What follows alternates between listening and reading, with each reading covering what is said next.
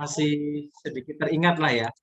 Nah, mudah-mudahan dari teman-teman mungkin nanti ada ketertarikan untuk apa ya, berkontribusi atau nanti setelah selesai kuliah mau masuk ke dalam dunia industri gitu ya. Kan bisa jadi teman-teman ada beberapa keinginan gitu kan, mungkin mau bekerja dulu di dunia industri atau mungkin nanti mau masuk ke konsultan-konsultan psikologi gitu ya untuk tim rekrutmen atau mungkin melanjutkan kuliah gitu kan. Jadi memang ada beberapa yang rekan-rekan bisa ambil atau mungkin masuk ke dalam spesifik atau bahkan setelah Pak Yoga kasih sharing nih saya sedikit malah tertarik ke dunia K3 nih bisa jadi karena memang kalau di kami di ranah kami keilmuan K3 ada satu slot ini, ada satu dimensi ilmu, multidisiplin ilmu kan K3. Nah, salah satunya human factor. Nah, salah satunya human factor ini memang memerlukan apa ya?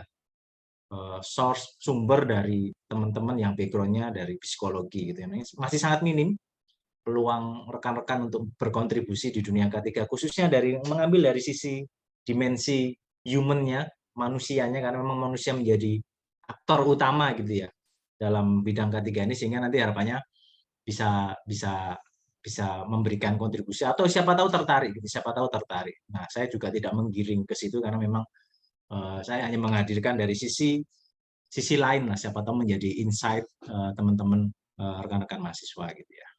Oke, pembelajaran kita mungkin akan berjalan 1 jam 40 menit, sehingga kita masih memakai format online ya teman-teman adik-adik ya. Jadi dalam format yang online ini mohon dipastikan posisi duduknya sudah dalam kondisi yang paling nyaman gitu ya. Jadi jangan sampai ada ketegangan otot, ketegangan mata, kemudian harapannya juga tidak perlu terus memandang kamera laptop, sesekali boleh memalingkan selama beberapa detik gitu ya sehingga radiasi atau mungkin pencahayaan dari komputer tidak mengganggu gitu ya sehingga cara pandang juga bisa kita atur.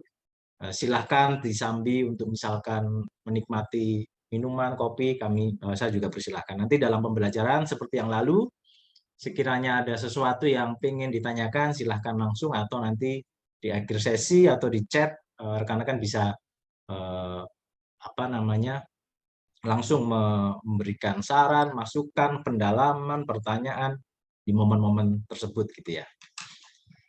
Baik, rekan-rekan kemarin saya sempat diskusi dengan Ibu Lupi. Ibu Lupi kemarin WA sama saya, Pak Yoga, kapan kira-kira apakah dalam pertemuan praktis ini kita bisa offline gitu ya.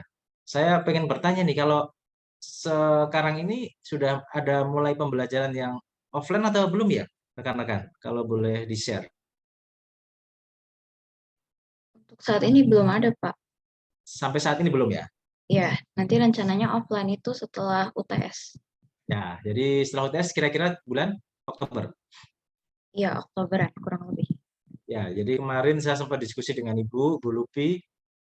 Sebenarnya kalau K3 ini tanpa praktek kan juga sesuatu yang ya mungkin kurang gitu ya. Karena memang kalau kami biasanya kalau training K3 ini langsung praktek, baik itu praktek kerja, praktek simulasi gitu kan. Jadi nanti sepertinya kita akan ambil satu momen, salah satu dari 4 kali ini praktek ya. Kemarin kan jadwalnya sebenarnya berturut-turut di minggu ini Mbak Hania dan teman-teman ya. Setiap Jumat, Jumat besok, yang ketiga, yang keempat minggu depannya. Tapi kemarin setelah diskusi dengan Bu Lupi, yang ketiga atau keempat nanti kemungkinan akan kita tukar Mbak Hania teman-teman di setelah UTS sehingga nanti kita menyempatkan diri untuk mengambil sesi offline tatap muka nanti.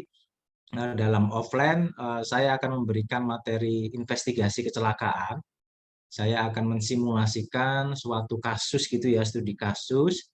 Nanti teman-teman akan kita buat menjadi beberapa kelompok. Kita ada suatu kasus kecelakaan. Nah, teman-teman nanti akan sebagai tim salah satu bagian dari tim yang melakukan penyelidikan kecelakaan. Nah, kayak kepolisian nih, kalau ada kasus kan menyelidiki kasus. Nah, nanti kalau dalam dunia industri ada kecelakaan kerja, ini ada suatu tim yang dibentuk untuk menyelidiki kenapa kecelakaan itu terjadi. Nah, salah satunya saya ingin nanti menggali dari sisi orangnya ini. Nah, dari sisi keilmuan psikologi ini kenapa orang melakukan suatu perilaku yang tidak aman gitu ya. Nanti kita akan simulasikan, kita nanti akan ada ya mungkin ada talent-talent yang nanti akan saya tunjuk gitu ya. Saya pun jadi talent untuk mensimulasikan suatu kejadian, nanti mungkin ada video, ada gambar, kemudian ada interview gitu ya. Nanti harapannya teman-teman bisa secara langsung mempraktekkan itu sehingga bisa apa ya, sehingga nanti pada saat teman-teman masuk dalam dunia industri, ya mudah-mudahan teringat dengan momen ini gitu ya, dan bisa dipraktekkan di dunia industri tepatnya. Kemudian selain itu kemarin Bu Lupi juga menitipkan suatu ya pesan lah ya, harapan beliau. Nanti saya harapannya di bawah beliau sih pengennya awalnya kira-kira mahasiswa bisa nggak datang ke kantor kami gitu kan. Nah, kalau 44 sepertinya kan lumayan banyak ya, dan kami kebetulan bukan kantor kayak kantor pabrik gitu ya. Jadi kami ini hanya kantor pusat. Jadi karena memang full operasional kami kan di Kalimantan, di Pulau Obi, di Ternate gitu kan, sehingga kami di sini hanya administrasi kantor gitu ya. Kami manpower atau pekerja yang di head office jumlahnya lebih kurang hanya 100 gitu ya, sehingga memang kantor kami memang hanya full untuk administrasi dan koordinasi. Jadi ruangan meeting yang kami siapkan pun terbesar mungkin hanya muat 20 orang gitu ya, sehingga saya kemarin meminta diskusi dengan Bu Lupi, kalau kita balik saya yang datang ke kampus memungkinkan atau tidak benar. Sepertinya memungkinkan gitu, tapi setelah UTS gitu Mbak Ania, mungkin nanti kita arrange bersama, mungkin yang pertemuan keempat atau terakhir kita akan mengadakan hal tersebut. Pun nanti sekiranya memang diperlukan hasil diskusi, perlu tambahan materi, saya memang niat bergabung dalam praktisi mengajar ini ya tidak hanya terbatas pada 4 kali pertemuan gitu ya, karena secara kontrak dengan pemerintah kan hanya 4. Tapi sekiranya nanti dalam diskusi dengan Bu Lupi, misalkan ada perlu pendalaman praktek lagi di materi-materi yang memang saya bidangi dan bisa, tentunya saya akan terbuka beberapa kali pertemuan di luar program ini gitu ya, dan tentunya untuk menambah apa namanya ya insight lain lah dari teman-teman di sini. Nah, kemudian Bu Lupi tadi juga mengharapkan sepertinya kan nanti dalam UTS atau mungkin dalam UAS gitu ya, ujian akhir semester kan rekan-rekan akan ada penugasan membuat buku saku kalau nggak salah ya. Benar nggak ya? Buku saku K3, materi-materi K3 gitu kan. Nah, nanti di kami nanti akan saya bawakan. Ini adalah contoh di gambar ya. Ini ada beberapa contoh buku saku yang memang kami develop, kami buat. Ini biasanya berisi tentang ya beberapa materi tindakan tidak aman, bagaimana memanage suatu resiko, tidak terjadi kecelakaan, terus beberapa kumpulan. Nah, ini nanti akan saya bawakan sebagai contoh lah ya, contoh ke rekan-rekan, ke teman-teman. Ya, contoh aktual real di buku ini ya seperti ini gitu kan. Nah, ini kalau boleh saya perlihatkan ya seperti ini, kelihatan ya, kelihatan. Seperti ini nanti mungkin akan saya bawa ke teman-teman semua.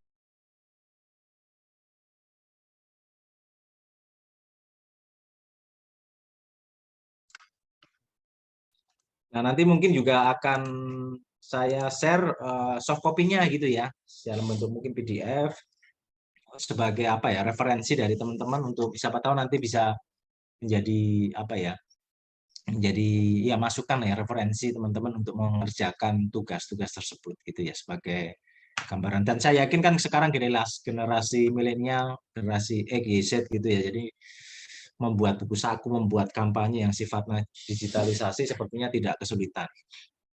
Kami pun di proyek teman-teman media kampanye juga sekarang dalam bentuk buku sudah sangat minim sebenarnya. Karena kenapa? Karena memang sekarang kan era digitalisasi gitu ya. Makanya saya share tadi di chat, kolom chat apa ya, akun IG beberapa proyek kami. Nah, mungkin nanti bisa coba ditengok-tengok gitu ya. Memang sekarang media komunikasi bisa via IG, via FB, via YouTube, via media-media yang lain. Makanya nanti mungkin itu juga bisa menjadi inspirasi gitu ya teman-teman dalam mengerjakan nanti tugas-tugas dari kampus. Nah, ini ada beberapa alamat IG gitu yang tadi saya share di kolom chat. Nanti bisa silahkan dilihat. Kalau mungkin nggak keberatan bisa di follow gitu ya. Nanti bisa komen, nanti bilang aja dari saya. Itu semua anggota kami di project sana gitu ya. Nanti mungkin pada saat ada yang kok tiba-tiba follow, bilang aja nanti atas rekomendasi dari saya untuk melihat mengikuti itu gitu ya. Nanti silahkan melihat dulu, mengintip lah ya, mengintip masuk di scroll sampai ke bawah beberapa media atau mungkin beberapa kampanye yang siapa tahu nanti pada saat ada penugasan dari ibu-ibu dosen itu rekan-rekan bisa mengambil insight dari hal-hal tersebut gitu ya. Baik, itu mungkin nanti Mbak Hania, mungkin nanti rekan-rekan kita atur waktu untuk bisa bertemu secara langsung, secara tatap muka di kampus nanti mudah-mudahan di week 2 atau 3 atau 4 gitu ya, week 3 atau 4 Oktober, mungkin di hari Kamis atau Jumat. Mungkin jangan di Jumat mungkin Mbak ya, permintaan saya karena memang kalau nanti offline bisa jadi 2 sampai 3 jam. Jadi kalau takutnya Jumat ada waktu pendek gitu ya bagi yang nanti sholat Jumat gitu kan, takutnya nanti sedikit terganggu. Nah, nanti harapannya sih di hari Kamis, Senin, Selasa, Kamis, Senin sampai Kamis nanti kita atur di itu Mbak salah satu hari. Mungkin jam 9 sampai jam 12 gitu ya. Nanti kita atur di situ. Nanti saya juga koordinasi ke Ibu Lupi untuk teknisnya seperti apa. Baik, rekan-rekan, hari ini seperti yang tadi saya sampaikan di depan, kita nanti akan membahas mengenai SMK3, Sistem Manajemen K3 gitu ya. Saya yakin teman-teman juga sudah mempelajari sistem-sistem yang lain gitu ya. Tapi kalau saya ini karena saya praktisi dalam bidang K3, tentunya nanti saya akan fokus kepada materi yang sifatnya sistem manajemen yang khusus mengatur tentang K3-nya. Walaupun ini tidak bisa dipisah dari sistem-sistem yang lain gitu ya. Nah, berbicara mengenai sistem, kalau saya lihat dari beberapa definisi, dari beberapa referensi, sistem itu apa? Nah, kalau kita definisi secara baku, sistem itu kan suatu jaringan kerja gitu ya, jaringan dari ya suatu jaringan kerja dari prosedur-prosedur. Jadi kumpulan-kumpulan dari prosedur gitu ya. Yang biasanya prosedur itu urutan kegiatan yang berhubungan satu dengan yang lain. Yang berkumpul bersama-sama untuk mencapai tujuan tertentu. Nah, kalau nanti teman-teman masuk ke dalam dunia industri, kan pasti tujuan dari perusahaan kan profit kan, untung kan. Perusahaan pasti bukan apa ya, bukan perusahaan sosial gitu kan, nggak mungkin nggak mau untung. Makanya tujuan utama perusahaan ya selain keuntungan juga pasti pekerjanya aman gitu kan. Nah, makanya perlu SMK3. Kemudian di luar itu mungkin banyak hal-hal lain tujuan-tujuannya. Makanya biasanya perusahaan yang sudah maturity levelnya menengah ke atas tentunya memiliki sistem yang kuat. Nah, ini menjadi satu clue teman-teman sekalian nanti pada saat apply ke perusahaan, kepoin dulu tuh sistemnya. Kira-kira tiba-tiba kok saya masuk pekerjaan tanpa melalui sistem rekrutmen yang baik, nah itu sudah curiga dulu. Ini perusahaannya punya sistem nggak nih? Baik nggak nih? Bertahan nggak nih? Nah, teman-teman mungkin bisa lihat perusahaan-perusahaan yang raksasa, perusahaan-perusahaan besar di Indonesia saja. Astra Internasional, kebetulan saya sempat masuk ke dalam dunia Astra gitu ya. Kemudian yang bertahan sampai sekarang, puluhan tahun. Kemudian perusahaan-perusahaan besar yang di Jepang, Toyota, dan yang lain-lain itu perusahaan yang memang memiliki suatu sistem yang sangat-sangat kuat.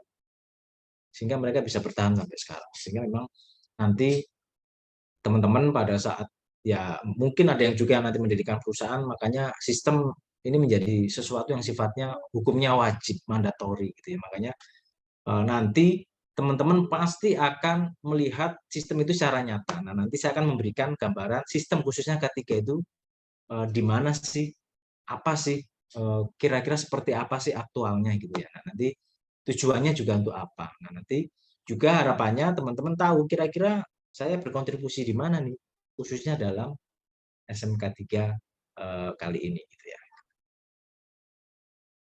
Nah, kembali lagi ke kalau di bidang saya nih, saya kan kebetulan di pertambangan gitu ya. Kemarin siapa ya, Mas Ronaldo, siapa lagi yang memberikan eh, diskusi kenapa K3 itu penting, karena ada begitu banyak nilai-nilai resiko yang cukup tinggi, kecelakaan yang sangat besar. Kemudian ada alat yang begitu banyak, kemudian ada perpindahan tempat yang begitu cepat, ada peledakan, ada faktor resiko yang begitu tinggi gitu ya. Kalau itu tidak di-manage dengan baik, tidak dikelola dengan baik, ya tentunya satu, kecelakaan akan selalu timbul. Tanpa sistem, ya tentunya perusahaan nggak akan bertahan lama. Jadi kalau rekan-rekan sudah mungkin baca-baca, contohnya perusahaan tambang gitu ya Pak. Beberapa perusahaan, ada perusahaan baru yang tiba-tiba terjun ke dunia tambang tanpa didukung sistem yang kuat, ya hanya sebentar bertahan, setahun 2 tahun mungkin sudah ya bangkrut gitu ya. Tapi kalau mau yang kuat tentunya harus dibangun dengan fondasi sistem yang kuat. Nah, ini Anda bisa bayangkan rekan-rekan, ini di perusahaan sepatu yang pernah saya masuk ke dalam dunia persepatuan gitu ya, Nike, kemudian Adidas. Bisa dilihat ribuan pekerja wanita ini kalau tampak di layar atas ini. Kemudian ini kan rapi tersusun gini ya. Ini kalau tanpa sistem kan mustahil bisa diwujudkan seperti ini. Kemudian peralatan sebanyak ini, ribuan juga ini. Karena rata-rata kalau di perusahaan sepatu, dia menjahitnya masih manual. Ini mayoritas dari pekerjaannya, ya bidangnya menjahit. Nah, ini menimbulkan masalah interaksi dengan antar pekerja, nggak ada. Nah, inilah nanti kontribusi salah satu rekan-rekan. Biasanya kalau perusahaan yang tenaga kerja wanitanya ribuan, itu ada satu bidang bagian dari perusahaan, departemen gitu ya. Ini untuk membidangi perselisihan, kadang-kala dalam tanda kutip gitu ya, kasus-kasus di dalam perusahaan. Kadang-kala ada kasus pertengkaran, kadang-kala ada kasus ya macam-macam lah di dalam dunia perusahaan itu. Jadi kalau kayak adik-adik di mana di sekolah kan ada guru BP itu, masih ingat nggak di SMP SMA? Ada perselisihan antara siswa yang menengahi siapa ya, guru BP-nya. Nah, nanti di perusahaan yang menengahi siapa ya, salah satunya bidang dari adik-adik gitu. Pada saat ada perselisihan, salah satunya faktor psikologis dan macam-macam yang nanti digali, ya salah satunya ya di situ. Makanya penerimaan awal dari suatu pekerjaan di industri itu kan pasti memiliki kualifikasi dan kompetensi. Makanya salah satu dari tugas nanti adik-adik melakukan seleksi pekerja ribuan ini, yang salah satunya biar mendapatkan suatu suasana organisasi di dalam komplek ini. Kalau suasana organisasinya tegang kan, aduh ngeri ya. Jadi bayangkan ribuan ini kalau suasana nggak nyaman, terus panas, kemudian intervensi dari pengawasnya yang menteror, belum lagi bully gitu ya, karena kadang-kadang kan ada seperti itu kan. Nah, ini kan tentunya menciptakan suasana kerja, budaya kerja ini kan juga salah satu nanti salah satu bagian yang adik-adik nanti buat dalam suatu prosedur dan diimplementasikan dalam suatu sistem gitu ya. Kami pun juga nanti akan menuntut seperti itu teman-teman. Dalam SMK 3 bagaimana menciptakan budaya K3, budaya kerja yang aman. Ini kami juga biasanya melibatkan teman-teman dari bagian ya human capital gitu ya. Salah satunya adalah teman-teman dari psikologi gitu ya. Nah, makanya di situ bagaimana teman-teman di sini, pekerja-pekerja di sini nih bisa taat memakai alat pelindung diri, bisa bekerja secara aturan, kemudian dibangun dengan suasana organisasi yang nyaman. Tentunya kan kami perlu mendapat masukan dari adik-adik. Nah, ini salah satu gambaran kenapa sebuah organisasi, sebuah industri ini memerlukan suatu sistem pun dalam K3. Karena kenapa? Karena kalau K3 seperti yang tadi saya sampaikan, di kami itu potensinya besar. Di sepatu walaupun tidak sebesar kami, tetapi potensi ini tangan kejepit ini hampir tiap hari terjadi loh kadang-kala. Besar juga frekuensinya, walaupun severity-nya, keparahannya tidak parah gitu ya. Nah, selain faktor manusia, ini kan juga biasanya memakai peralatan kan, memakai peralatan, kemudian ada lingkungan. Kalau itu tidak bisa di-manage, lingkungannya tidak baik, tentunya kan memberikan dampak ke pekerja. Kalau mesinnya juga tidak baik juga akan bisa membahayakan. Makanya perlu suatu sistem untuk mengontrol, merawat, menangani hal-hal ini sehingga memanage alat, orang maupun lingkungan itu supaya bisa memberikan yang terbaik, saling berkesinambungan sehingga tujuan dari organisasi akan tercapai. Intinya kan itu sebenarnya sistem itu. Nah, ini contoh-contoh di kami yang tadi saya sampaikan. Kalau di kami, karena mayoritas ini berada di open pit, area terbuka, kemudian alat kerjanya mayoritas adalah unit bergerak, gitu ya. Jadi beroda, bergerak, beberapa juga memakai trek, gitu ya, kayak seperti unit doser, eksavator, gitu ya. Karena mayoritas kendaraan, otomatis kalau ini tidak di-manage, tidak di-service, tidak di-maintenance, ya rusak, nggak akan tahan lama gitu ya. Makanya perlu ada sistem maintenance, perlu ada sistem periodical service, perlu ada sistem bagaimana ini kalau datang dilakukan proses perbaikan, persiapan unit, kelayakan unit, sehingga harapannya alat ini selalu ready nih, selalu siap, ready for use untuk digunakan dalam aktivitas pekerja. Nah, ini sebelum masuk ke dalam materi masalah SMK 3. Itu ya gambarannya. Nah, berbicara sistem ini kalau paling simpel saya menjelaskan ya kayak sistem tubuh kita lah ya. Tuhan ini kan sudah menciptakan suatu sistem kalau di dalam tubuh kita ini kan sudah sangat luar biasa ya. Kita kan makhluk yang sempurna yang diciptakan Tuhan gitu ya. Baik dari sistem pencernaan lah contohnya. Pencernaan ini kan salah satu kan keterkaitan kan. Ada satu tujuan kan Tuhan menciptakan sistem pencernaan kita untuk mendukung ya kita manusia dalam menjalani kehidupan gitu kan. Nah, pencernaan sendiri itu sendiri kan sudah sistemnya kan macam-macam kan, dari mulut, kerongkongan, lambung, usus besar sampai ke pembuangan anus gitu ya. Sehingga memang sistem ini kan suatu rangkaian. Nah, kalau salah satu terganggu, yang lain terganggu nggak? Terganggu kan. Sistem ini kan makanya harus berjalan simultan, harus berjalan seiring bersama sehingga bekerja bersama untuk menghasilkan suatu tujuan tadi sehingga ya harus sama-sama digerakkan supaya apa tujuannya tercapai. Kalau salah satu saja ini mengalami gangguan, tentunya yang lain juga akan mengalami gangguan. Pada saat lambung ini tidak kita berikan, tiba-tiba lambungnya menjadi asam, mahnya kambuh ini mulut sudah nggak enak makan ini, gitu kan. Sehingga pembuangan otomatis juga akan terganggu. Sehingga harapannya ini kan satu keterkaitan, satu interaksi yang menggambarkan suatu sistem yang paling sederhana lah di dalam tubuh kita. Perusahaan juga seperti itu adik-adik. Jadi nanti adik-adik akan melihat pada saat nanti mungkin magang, saat skripsi, masuk ke dalam dunia industri, nanti akan melihat secara langsung nih. Perusahaan ini pada saat contohnya merekrut awal, itu sudah pasti ada sistem rekrutmen.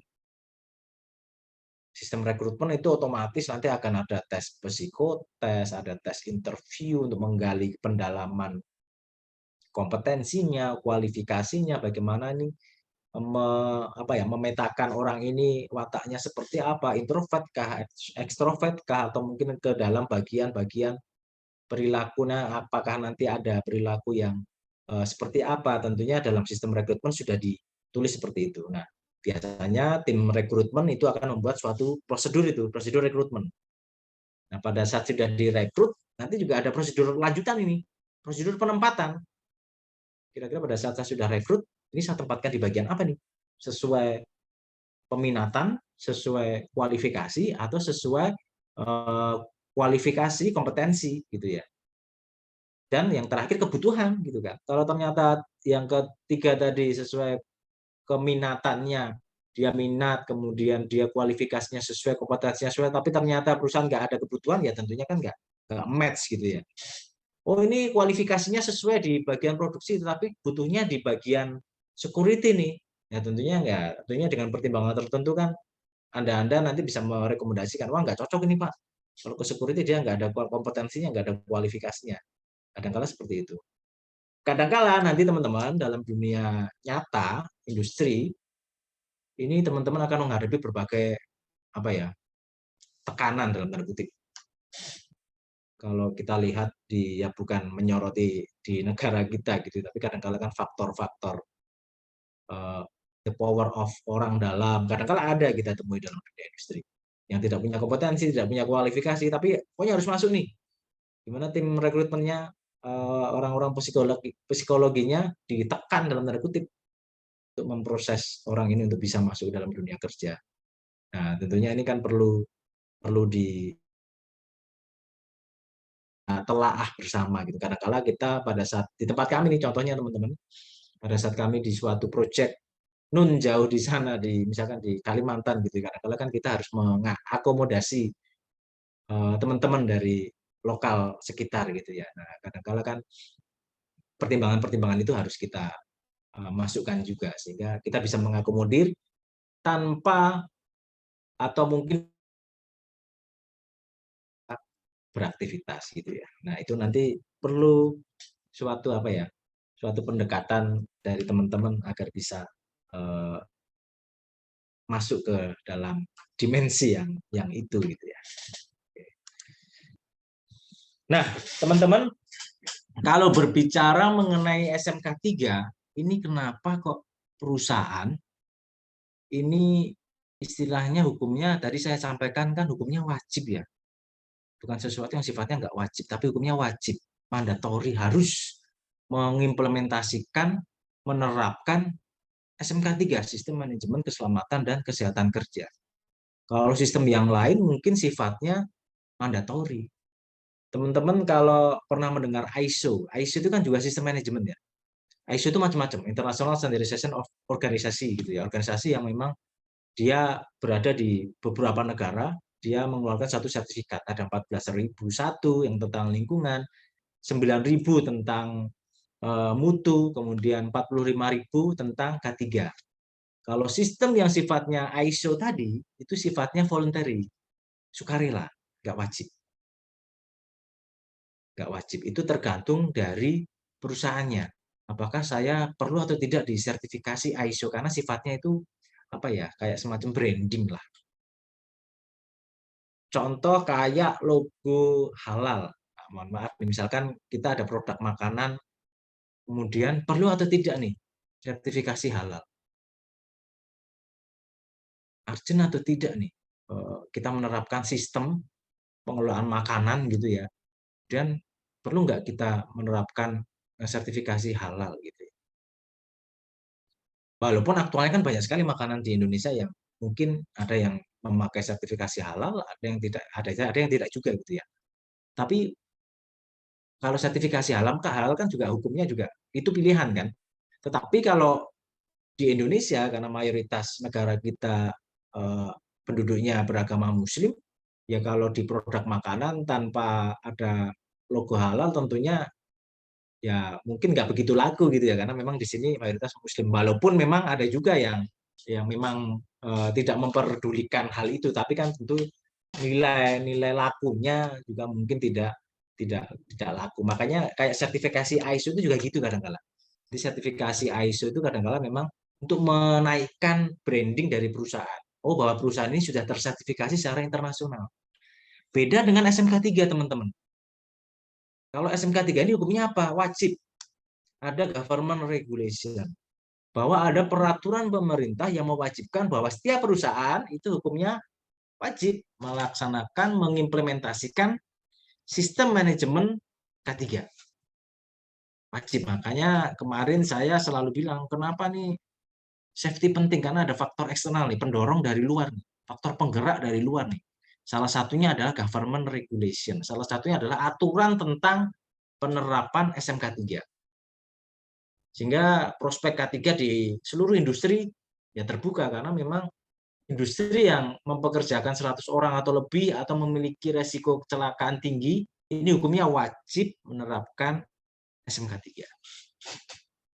Nah, ini yang kemarin menjadi titik. Makanya SMK 3 ini paling tidak nanti teman-teman juga sedikit tahu saja lah, nggak perlu dalam, tapi paling tidak teman-teman sedikit tahu sehingga apa ya, teman-teman bisa nggak kaget nanti demikian masuk ke perusahaan. Loh, kok tiba-tiba saya masuk kok harus dilakukan induction gitu ya. Jadi nanti biasanya kalau teman-teman masuk ke dalam suatu perusahaan sudah melalui proses rekrutmen, nggak langsung kerja tuh. Biasanya perusahaan ada suatu sistem penerimaan karyawan baru gitu ya, kedatangan karyawan baru. Diapakan dulu di induction, diinduksi, diberikan awareness bagaimana aturan perusahaan secara general, visi misinya, kemudian K3-nya seperti apa, resikonya seperti nanti akan diberikan training itu. Ya, biasanya yang ngatur-ngatur itu orang apa? Orang HC, orang HR, HRD, orang nanti bagian dari teman-teman pada saat masuk dalam dunia industri. Nanti teman-teman yang akan memanage ini. Orang masuk baru datang ini, gimana pengelolaannya? Sistemnya siapa yang buat? Nah, nanti Anda adalah bagian dari sistem. Jadi nanti makanya teman-teman perlu garis bawahi bahwa dalam sistem manajemen di perusahaan, baik itu K3 atau sistem yang lain, nanti bisa jadi melibatkan teman-teman untuk sebagai developer lah ya, atau pembuat atau kreator yang membuat suatu sistem atau prosedur. Nanti bisa jadi Mbak Nur Aini, Mas Arief, tolong buatkan prosedur rekrutmen dong. Kita mau buat sistem ini di perusahaan. Tolong buatkan prosedur penerimaan karyawan dong. Tolong buatkan prosedur training dong. Tolong buatkan prosedur penempatan karyawan dong. Nanti bisa jadi Anda menjadi bagian dari itu. Mendevelop prosedur, membuat prosedur, mensosialisasikan prosedur, mengimplementasikan, mengevaluasi, sama mereview. Nah, nanti kalau Anda butuh beberapa contoh prosedur, nanti saya bisa sharing beberapa prosedur-prosedur khususnya yang terkait nih di dunia adik-adik nanti, di dunia setelah lulus gitu ya, di dunia industri, di dunia pekerjaan. Biar apa ya, tidak begitu kaget. Makanya kan titik berat dari program praktisi mengajar ini supaya gap pada saat lulusan dan nanti di dunia kerja tidak luas gitu ya, tidak lebar, tapi menjadi semakin sempit karena sudah ada gambaran-gambaran dari para praktisi yang memberikan gambaran sesuai perkuliahan gitu. Kalau saya kebetulan kan di bidang K3 gitu ya. Nah, nanti kalau ada praktisi lain di bidang human resource development HRD itu digali lebih dalam. Kira-kira nanti Anda di mana gitu.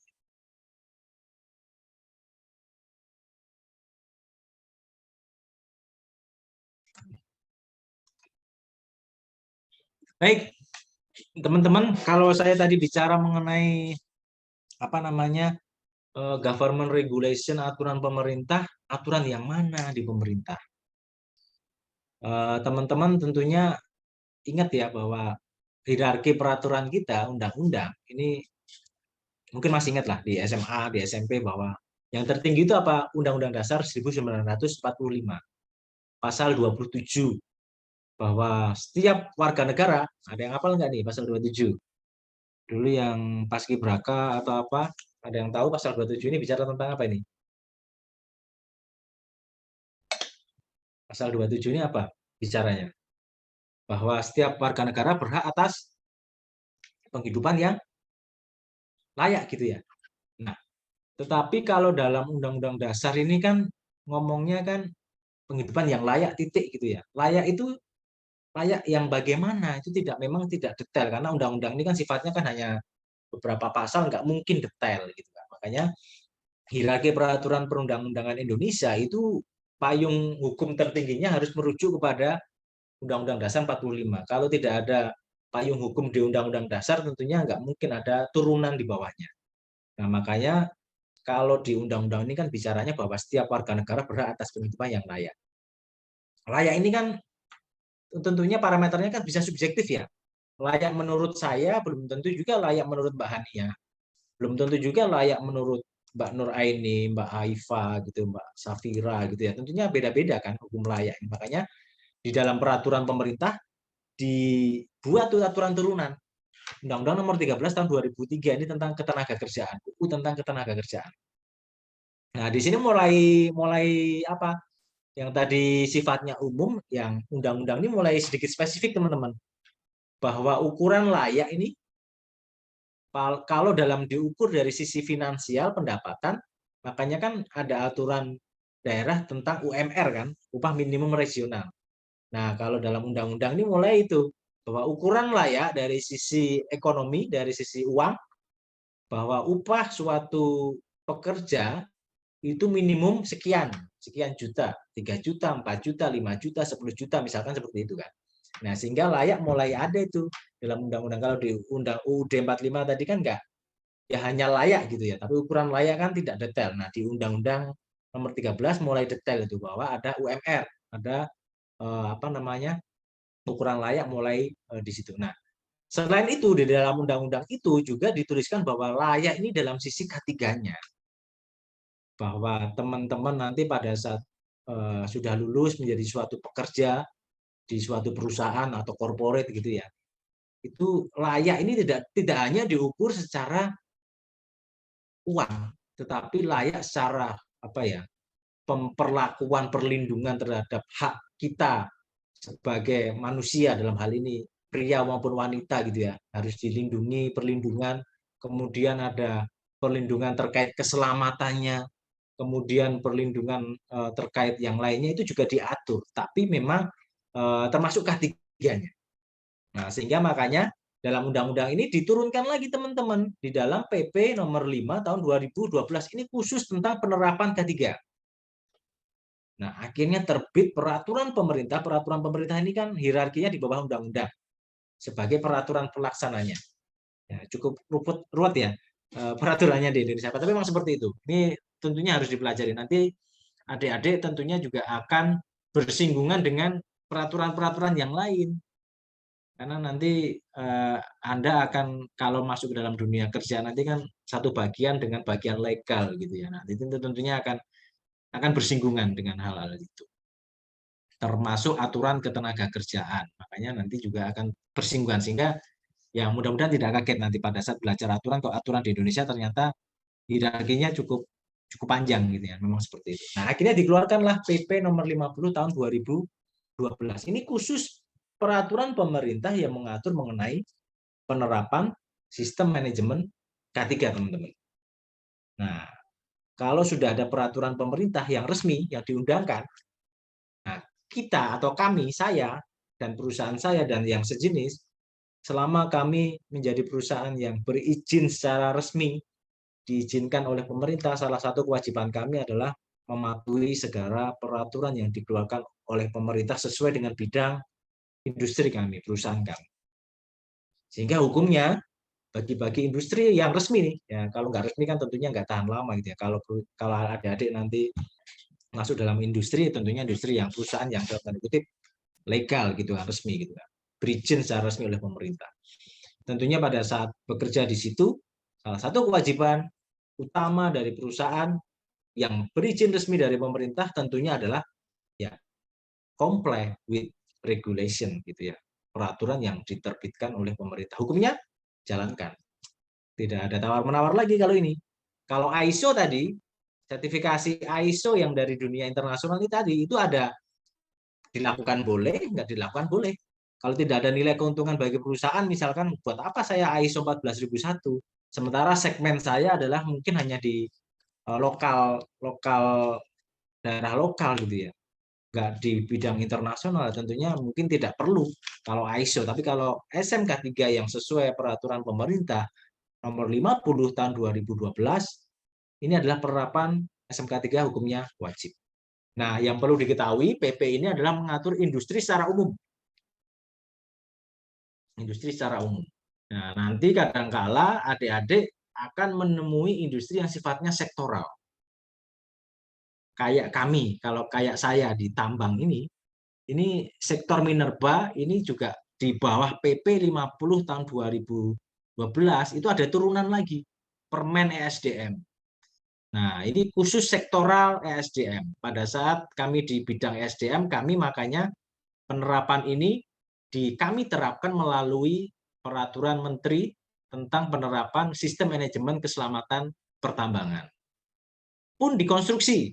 Sekarang kan di Indonesia infrastruktur lagi rame itu. Nah, Kementerian PUPR akhirnya juga karena spesifik sektornya cukup spesifik, kemudian agak susah digeneralisasi dengan PP ini, akhirnya Kementerian PUPR juga mengeluarkan sistem manajemen K3 yang khusus konstruksi SMKK. Sistem manajemen keselamatan konstruksi ini turunan dari PP ini, tetap turunan dari PP ini. Makanya kalau hierarki, namanya hierarki kan urut ya.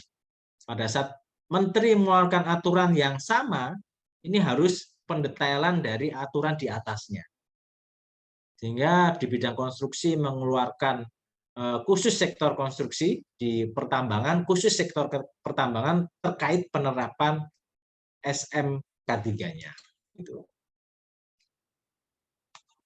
Nah, dalam kesempatan kali ini nanti saya akan share terkait SMK3 yang sifatnya umum ya. Nanti kalau teman-teman mau menggali tentang yang sifatnya khusus, saya juga bisa sharingkan gitu. Tapi untuk yang kali ini kita akan memberikan materi yang umum dulu SMK3 yang sifatnya. Nah, yang saya sampaikan tadi di dalam UU nomor 13 tahun 2003 yang ini. Di pasal 86 bahwa setiap buruh selain yang tadi layak tadi ya, setiap buruh ini mempunyai pekerja atau buruh gitu ya. Kalau bahasa undang-undangnya kadang-kala bahasanya buruh. Pekerja atau buruh mempunyai hak untuk perlindungan atas apa? K3-nya.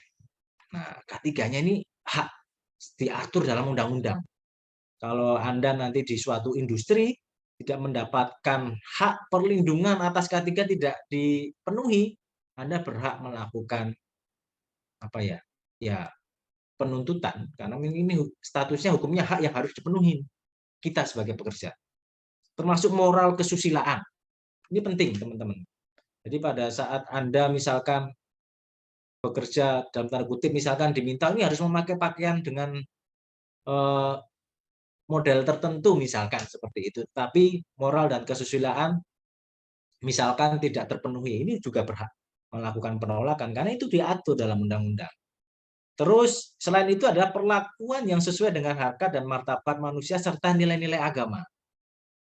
Makanya dalam suatu industri, suatu perusahaan tentunya ini juga penting. Harkat, martabat manusia serta nilai-nilai agama. Makanya ini juga digarisbawahi di situ.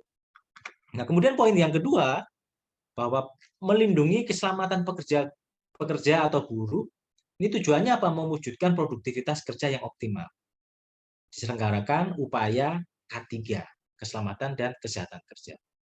Nah, ini pasal yang ketiga yang penting nih, bahwa perlindungan yang dimaksud dalam ayat 1 dan 2, ini dilaksanakan sesuai dengan peraturan perundang-undangan yang berlaku. Nah, kalau Anda nanti adik-adik nanti membaca undang-undang, biasanya hanya bicara gini doang, Dek. Rekan-rekan sekalian, bahwa apa ya? Sifatnya yang tadi di UUD 45 penghidupan yang layak, kemudian layak mulai didetailkan ada secara ekonomi, kemudian ini juga secara K3, secara moral, kesusilaan, kemudian nilai harkat dan martabat sudah mulai dibicarakan, tapi kan nggak detail ini. Makanya dalam UU ini ada pasal 3-nya bahwa pelaksanaannya, petunjuk teknisnya, juknisnya, ini akan ada peraturan di bawahnya. Dalam hal ini yang tadi kita bahas, di PP ini, peraturan pemerintah tahun nomor 50 tahun 2012. Nah, ini. Nah, di pasal yang 87-nya dalam UU nomor 13 yang tadi saya sampaikan hukumnya wajib atau tidak wajib, ini terstate dengan jelas bahwa di sub yang pertama bahwa setiap perusahaan wajib menerapkan SMK3. Nah, hukumnya pada saat kita membuat suatu sistem manajemen K3 ini ya harapannya terintegrasi dengan sistem perusahaan yang sudah ada. Dan saya yakini bahwa perusahaan-perusahaan nanti yang adik-adik akan berkontribusi bekerja di sana, ya pasti sudah mempunyai sistem gitu ya. Tapi sekiranya misalkan nanti mendapati perusahaan yang sudah ada sistem perusahaannya, sudah maturity levelnya sudah matang gitu ya, tapi ternyata manajemen K3-nya belum masuk nih, ya nanti bisa diusulkan bahwa Pak kita ada aturan loh Pak terkait penerapan SMK3. Dan hukumnya apa? Terintegrasi deh. Kalau perusahaan sudah punya suatu sistem yang sudah ada terlebih dahulu, tetapi misalkan dia belum ada belum mengcover tentang aspek-aspek K3, nah tugas dari nanti salah satu kami, saya misalkan berkontribusi di perusahaan yang membuat suatu aspek-aspek K3 tadi supaya masuk dalam sistem manajemen perusahaan yang sudah ada. Di blending gitu ya, di blended supaya supaya sistem tadi bisa ngeblend, bisa dicampur lah ya, bisa terintegrasi sistem-sistem yang, karena sistem yang berkembang sekarang ini kan rata-rata kan PDCA gitu deh ya. Jadi perusahaan yang mengembangkan sistem rata-rata juga plan, do, check, action gitu ya. Nah, sistem SMK 3 yang sekarang kita pelajari juga polanya sama, alurnya sama. Kalau perusahaan mempunyai sistem yang sudah ada dengan mengacu ke pola PDCA tadi, terus ada aturan dari pemerintah yang mengeluarkan aturan mengenai apapun, contohnya manajemen K3, dengan mengacu kepada pola SMK 3 juga, kalau kita blend, harusnya simple atau tidak? Simple. Harusnya pasti simple, karena kan fondasinya sama. Fondasinya sama. Kalau misalnya bangun rumah itu ya fondasinya sama, hanya mungkin gaya eksterior sama interiornya saja yang sedikit perlu polesan gitu ya. Tapi fondasinya sama. Makanya perlu kita blend, perlu kita sinkronisasi sehingga manajemen K3 yang ini kita pelajari itu akan terintegrasi dengan sistem manajemen perusahaan. Tidak perlu bikin sistem yang baru. Kalau nanti sistemnya tambah nanti tentunya akan merepotkan perusahaan. Kemudian clue yang kedua, bahwa ketentuan mengenai penerapan SMK 3 ini sebagaimana yang diatur dalam pasal 1 ini, ayat 1 ini diatur dalam peraturan pemerintah. Makanya tadi dalam flow yang di depan, bahkan yang tadi di depan, setelah UU nomor 13 tahun 2003 ada PP 50 tahun 2012. Nah, itu kira-kira apa ya perjalanannya kenapa perusahaan wajib ada SMK 3-nya. Nah, makanya di kami ahli-ahli K3 di berbagai industri itu ada karena memang ada peraturan ini. Nah, tujuan peraturan ini nanti akan kita baca dalam slide berikutnya. Nah, nanti kita akan masuk ke dalam sedikit lah mengulik, karena waktu sudah jam 10 nih ya. Mengulik kira-kira SMK 3 itu seperti apa sih gambaran singkatnya gitu ya.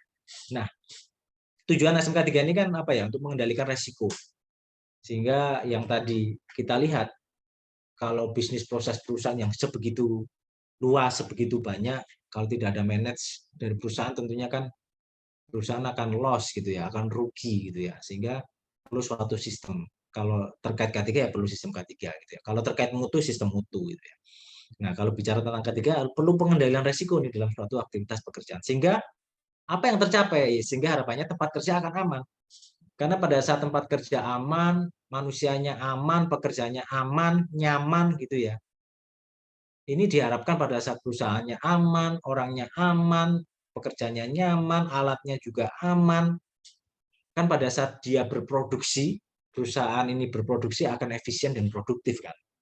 Nah, tujuannya sebenarnya simpelnya itu. Kenapa sistem ini diperlukan gitu ya.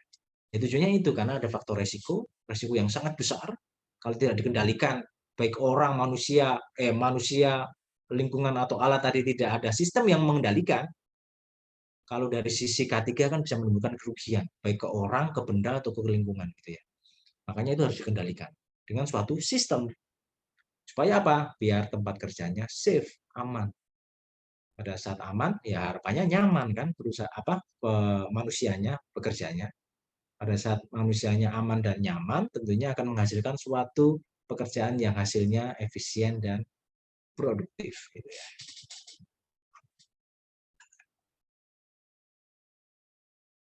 Nah, ini kenapa kok pemerintah masih mengatur SMK 3? Kalau nanti adik-adik ada kesempatan melihat negara-negara lain, sebenarnya di Jepang lah ya. Kami pernah ada studi kasus, ada sharing dari teman-teman yang di Jepang.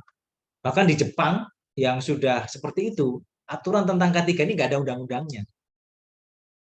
Artinya tidak semua negara mewajibkan penerapan SMK 3 ini sifatnya wajib. Beberapa negara maju dalam tanda kutip, ini tidak diminta aja sudah dilakukan teman-teman. Jadi di kita ini dalam tanda kutip masih apa ya hukumnya ya, paksa rela lah gitu ya. Karena ya mungkin ya nanti adik-adik lebih tahu lah karakteristik manusia-manusia apa plus 62 ini seperti apa? Kenapa kok sampai pemerintah mewajibkan gitu ya? Karena kalau kita lihat di beberapa negara ini hukum terkait penerapan K3 ini tidak menjadi suatu kewajiban, tapi karena sudah menjadi habit budaya, ya angka kecelakaan mereka juga sangat kecil gitu. Contohnya di Jepang.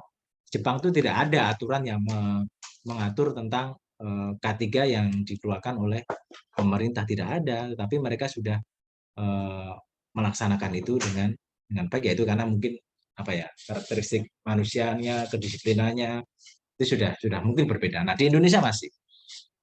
Nah, kenapa pemerintah mengeluarkan itu? Yang pertama adalah K3 masih belum mendapat perhatian yang memadai di semua pihak. Jadi nanti adik-adik pada saat nanti masuk ke dalam dunia industri, yang saya ceritakan ideal-ideal ini bisa jadi belum tentu Anda temui. Bisa jadi ya. Tapi mudah-mudahan tidak. Tapi kadang-kala ada 1-2 perusahaan yang tidak mengindahkan aspek-aspek K3. Makanya kenapa saya dihadirkan ke sini, karena siapa tahu nanti adik-adik akan ketemu perusahaan yang apa ya, belum belum perhatian secara penuh lah terhadap aspek K3 ini. Ya aktualnya ya K3 masih belum mendapat perhatian yang memadai dari semua pihak. Perusahaan, semua industri ini memang masih menjadi PR kami lah, PR kita juga lah. Nah, nanti adik-adik mungkin akan menemui perusahaan ini kok yang diceritakan Mas Yoga, Pak Yoga kok tidak sesuai ekspektasi saya, kok saya mendapati perusahaan yang kayak gini, misalkan seperti itu, bisa jadi. Terus kecelakaan kerja yang seperti kita ketahui masih sangat tinggi. Di konstruksi, di pertambangan, di dunia manufaktur, beberapa kecelakaan kerja yang terlapor itu masih tinggi, yang terlapor ya. Kadang-kala kan ada perusahaan yang tidak mau melapor gitu ya. Kemudian pelaksanaan pengawasan masih sifatnya parsial dan belum menyentuh ke aspek manajemen. Jadi pengawasan dari pemerintah ini dalam hal ini Kementerian Tenaga Kerja juga nggak bisa mengcover semua perusahaan. Makanya pengawasannya juga bisa dibilang masih minim gitu ya. Kemudian ya ini relatif rendahnya komitmen dari pimpinan perusahaan dalam hal K3 yang tadi saya sampaikan. Idealnya setiap perusahaan harus, tapi kadangkala akan ketemu hal-hal yang sifatnya seperti itu. Ya nanti makanya Anda karena sudah mengetahui aturannya, bisa jadi dengan kehadiran rekan-rekan di dunia industri bisa memberikan inspirasi bagi perusahaan. Oh ya, saya perlu nih untuk memenuhi aspek K3 karena hukumnya wajib kalau di Indonesia. K3 ini kadang-kala masih dinomor duakan adik-adik. Karena saya bilang tadi bahwa tujuan perusahaan ini didirikan kan profit oriented gitu ya. Orientasi utamanya adalah keuntungan, money, cuan gitu kan. Keuntungan utama kadang-kala duit dulu deh. Urusan K3 urusan belakangan, yang penting bisa menghasilkan. Tapi kan tidak bisa. Kadang-kala perusahaan yang seperti itu ya pasti akan terjadi bom waktu itu. Pasti akan jadi suatu kecelakaan yang tinggi, akhirnya malah produksi nggak jalan. Stop akhirnya. Yang tadinya pengennya cuan-cuan-cuan, ternyata malah ya hancur-hancuran gitu ya. Bukan cuan-cuan, tapi malah hancur-hancuran. Karena aspek K3 ya di nomor 2 kan. Nah, perkembangannya dulu K3 ini kadang-kala di nomor 1 kan, safety first gitu ya. Tapi sekarang seiring perjalanannya, eranya sekarang antara safety sama operasional, safety dan produksi ini harapannya berjalan seiring berjalan bersama. Jadi sama-sama berjalan. Jadi tidak ada yang diutamakan, tapi antara K3 dengan produksi ini harapannya berjalan bersama untuk menuju suatu tujuan atau target perusahaan yang tadi kita bicarakan. Nah ini latar belakang yang kelima, kualitas tenaga kerja yang berkorelasi dengan kesadaran atas K3. Ini kadang-kadang nggak ngeling loh deh. Jadi kemarin saya kebetulan membersamai salah satu dosen psikologi dari Atmajaya. Beliau saat ini sedang disertasi, dan salah satunya perusahaan kami menjadi salah satu sampelnya lah di perusahaan kami. Jadi beliau ini kemarin yang tahap pertama menghubungkan ini kualitas tenaga kerja dengan pengetahuan K3-nya. kira-kira kalau dia lulusan, mohon maaf, misalkan SD, SMP, SMA, S1, S2 ini ada korelasi nggak sih dengan kesadaran K3-nya? Nah, yang mengejutkan kadang-kala nggak ada deh. Jadi kadang-kala yang ditemui yang dari hasil itu ada survei yang anak S1 dari prodi tertentu gitu ya, ternyata kesadaran K3-nya juga sama ini dengan lulusan, mohon maaf, misalkan SMP gitu. Waduh, kok nggak ada korelasinya? Oh, ternyata memang prodi S1-nya mata kuliah K3 memang bisa jadi nggak dapat sama sekali, bisa jadi. Sehingga pada saat ada beberapa kemarin kami pas induction di project set, pada saat ada orang-orang baru dari lulusan fresh graduate gitu ya, yang S1, kami tanyakan siapa yang baru pertama kali dengar kata-kata K3. Kami suruh angkat tangan, wah ternyata lumayan banyak. Waduh, ya wajar saja pada saat penelitian ternyata kualitas tenaga kerja korelasi dengan kesadaran K3 ini kan ya kadang-kala nggak nyambung gitu ya. Nanti makanya ini menjadi apa ya? Makanya kemarin pas yang bersangkutan ini melakukan disertasi, kami juga saya titip apa ya, titip ekspektasi lah ya, titip keinginan dari kami K3 pada Fakultas Psikologi Atmajaya pada saat itu. Pak, kalau memungkinkan nanti buat suatu tools, suatu apa ya, ya semacam psikotes yang di situ nanti bisa menggali kira-kira orang ini secara awal sebelum masuk kesadaran K3-nya di mana sehingga nanti kami tempatkan dia di lokasi mana kami bisa mendapatkan hal itu. Ada suatu tools, ada suatu apa ya, yang mungkin dalam bentuk formulir atau survei atau mungkin alat kerja yang lain dalam bentuk psikotes yang kira-kira bisa menggali aspek K3 dari orang ini. Sehingga nanti orang ini ada kecenderungan untuk melakukan perbuatan yang dalam tanda kutip nyeleneh atau enggak. Sesuatu yang sifatnya di luar nalar atau tidak, di luar logika atau tidak, berpotensi. Kalau kami menyebutnya risk taker, membuat resiko gitu ya. Nah, ini ada nggak sih alat-alat ukur atau dari sisi psikologi yang bisa apa ya, bisa mengulik, mengupas tuntas atau alat-alat yang bisa sebagai apa ya referensi kami gitu. Nah, nanti ya ini kami kebetulan masih berada di Jerman yang bersangkutan. Nah, ini kami tinggal menunggu nih. Mudah-mudahan nanti ada hal yang baik. Kami juga saat ini bekerja sama dengan Fakultas Psikologi di Atmajaya tersebut. Kemudian yang keenam adalah tuntutan global, teman-teman, bahwa di ILO ini apa ya, perlindungan terhadap tenaga kerja ini sudah hukum internasional. Di aturan ILO pun sekarang sudah perlindungan hak buruh terhadap K3 ini sudah ada. Per tahun juga diselenggarakan konvensi gitu ya, khusus membahas mengenai isu K3 di dalam dunia global. Walaupun tidak ada apa ya, intinya setiap negara sudah harus memperhatikan aspek K3-nya dalam industri. Kemudian desakan LSM internasional dalam hak tenaga kerja untuk mendapat perlindungan ini sudah mulai masuk LSM gitu ya. Sehingga makanya pemerintah memandang perlu untuk saat ini di negara kita netizen plus 62 SMK 3 akhirnya dihukum diterapkan secara wajib, hukumnya wajib gitu ya dalam peraturan perundang-undangan yang berlaku di negara kita.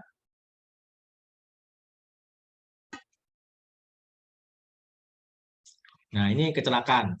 Tentunya ini survei dari data kematian yang saya ambil dari HSCpedia 2018 sampai 2021. Ini angka kecelakaannya, waduh, masih melonjak di 2020. Nah, ini 2021 ini turun karena mungkin ada pandemi gitu ya, sehingga tapi masih tinggi, aktualnya masih tinggi, sehingga aspek K3 ini juga tinggi. Ini diberikan dalam rangka ya untuk memperlihatkan bahwa kecelakaan kerja di Indonesia ini data dari BPJS Tenaga Kerja. Ini yang terlapor adik-adik. Saya nggak yakin jumlahnya sekian. Bisa jadi 2 kali lipat, bisa jadi 3 kali lipat, bisa jadi beberapa kali lipat karena saat ini masih ada kecurigaan, keengganan perusahaan untuk melaporkan ke BPJS atau ke pemerintah. Karena pada saat kecelakaan dirilis kadang-kala kan image perusahaan gitu ya akan terganggu. Nah, ini makanya beberapa pihak menyangsikan gitu ya, meragukan rilis ini. Bisa jadi ini menjadi 2 kali lipat, 3 kali lipat atau mungkin angkanya jauh lebih besar. Nah, ini adalah tujuan adik-adik yang seperti tadi sudah kita bahas. Ini kita bahas singkat mengenai penerapan SMK 3 bahwa yang pertama adalah meningkatkan efektivitas perlindungan terhadap K3 karyawan, keselamatan kesehatan kerja. Artinya pada saat kita pekerja ini atau buruh masuk ke dalam suatu industri, dia dalam kondisi sehat, tentunya pengennya pulang kerja sampai nanti pensiun juga dalam kondisi yang sehat, gitu kan, aman, selamat, gitu kan. Ini kan sesuatu yang sifatnya ya gampangnya seperti itu. Makanya ini SMK 3 ini tujuan pertamanya adalah memberikan efektivitas perlindungan K3. Terus selain itu yang kedua apa? Mencegah, mengurangi kecelakaan kerja dan penyakit akibat kerja. Keselamatan ya tentunya kecelakaan. Kesehatan, penyakit akibat kerja, PAK, penyakit akibat kerja.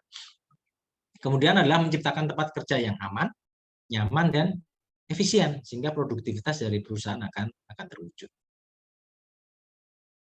Nah, kira-kira hukumnya wajib ini bagi perusahaan yang seperti apa? Mungkin adik-adik tadi ada yang bertanya ini, ada yang japri ke saya, Pak, kira-kira perusahaan apa yang wajib menerapkan? Nah, yang pertama ini, ada 2 syarat.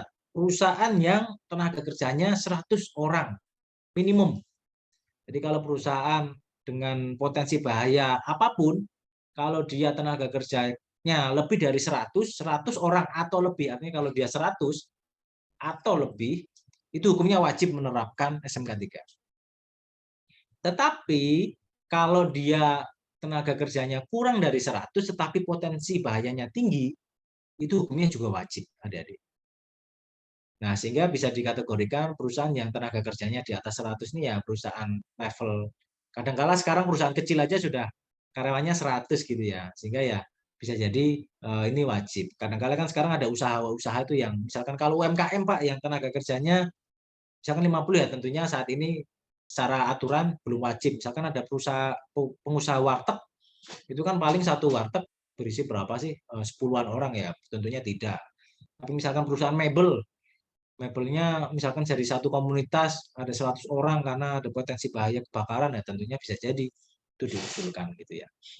Perusahaan, makanya saya kemarin menyampaikan perusahaan misalkan bis, sekarang sudah mulai itu deh perusahaan bis karena memang dia memiliki armada ratusan, memiliki pengemudi ratusan, memiliki tenaga teknisi mekanik juga puluhan sehingga jumlahnya di atas 100, akhirnya perusahaan tersebut menerapkan SMK 3. Perusahaan hotel, kemudian perusahaan-perusahaan taksi, sekarang sudah ada. Perusahaan taksi Bluebird itu sepertinya juga sudah ada ahli K3-nya. Perusahaan-perusahaan travel yang memiliki tenaga kerja lebih dari 100, sekarang hukumnya adalah wajib menerapkan SMK 3. Nah, pertanyaannya, apa iya perusahaan-perusahaan yang seperti ini sudah menerapkan? Nah, pertanyaan besar itu. Saya sebagai praktisi K3 ya belum yakin 100% bahwa 100% perusahaan yang masuk dalam kategori ini sudah menerapkan SMK 3. Ini menjadi PR kami, ya, tentunya juga menjadi PR adik-adik nanti. Karena kan adik-adik mungkin dalam 2-3 tahun lagi akan lulus, akan masuk dalam dunia industri, nanti akan ketemu. Nah, nanti akan bisa melihat secara langsung, kira-kira perusahaan yang saya tempatin ini, yang saya lamar ini, yang saya mau join ini, sudah atau belum menerapkan K3. Sebenarnya ada cara-cara gampang sih melihat itu, nanti kita lihat deh. Perusahaan-perusahaan yang sudah menerapkan atau tidak.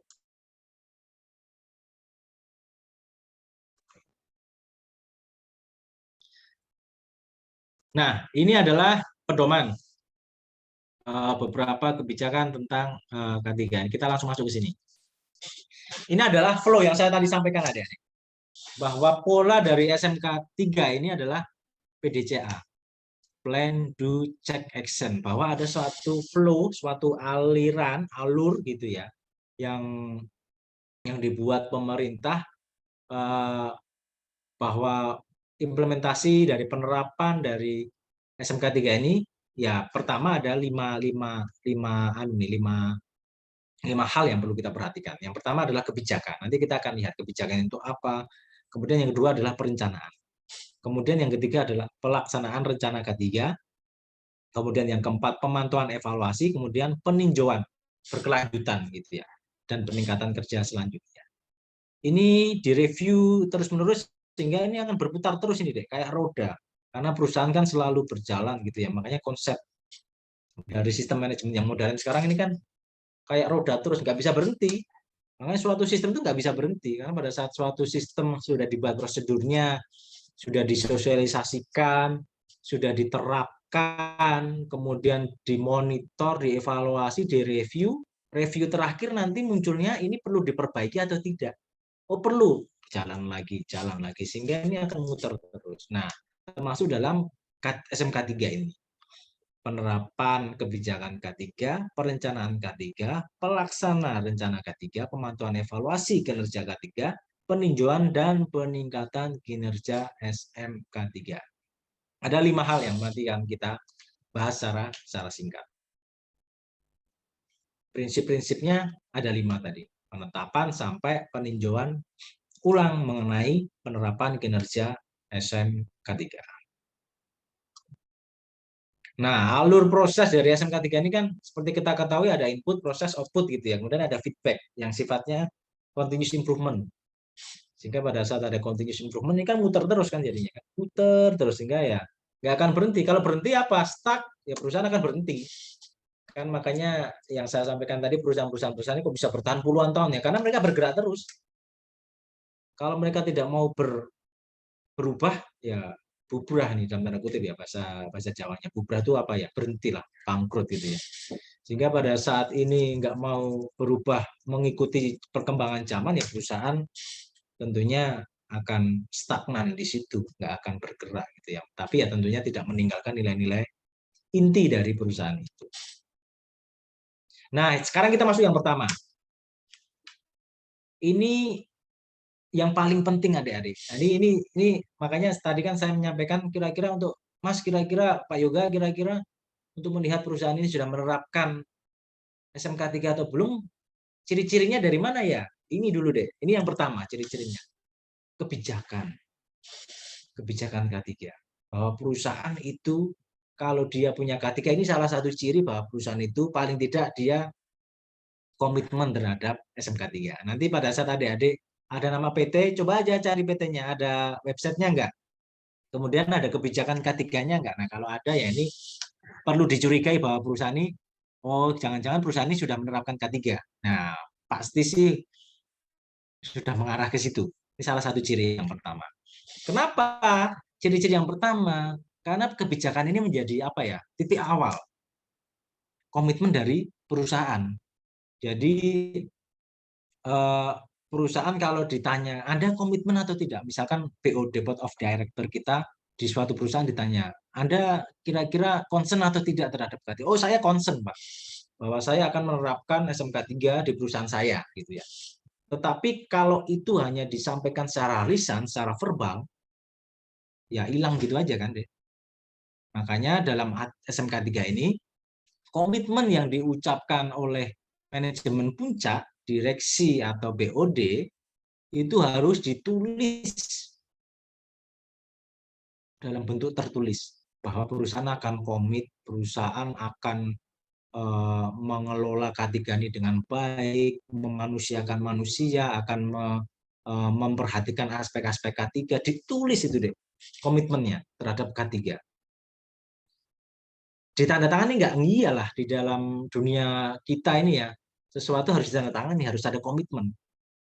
Anda nanti kalau menjalin komitmen dengan seseorang kan juga perlu tanda tangan gitu ya, sebagai untuk sah gitu ya. Nah, ini juga perlu kebijakan ini, makanya perlu tanda tangan secara basah nih. Untuk bukti bahwa manajemen puncak kita, top manajemen komit terhadap K3.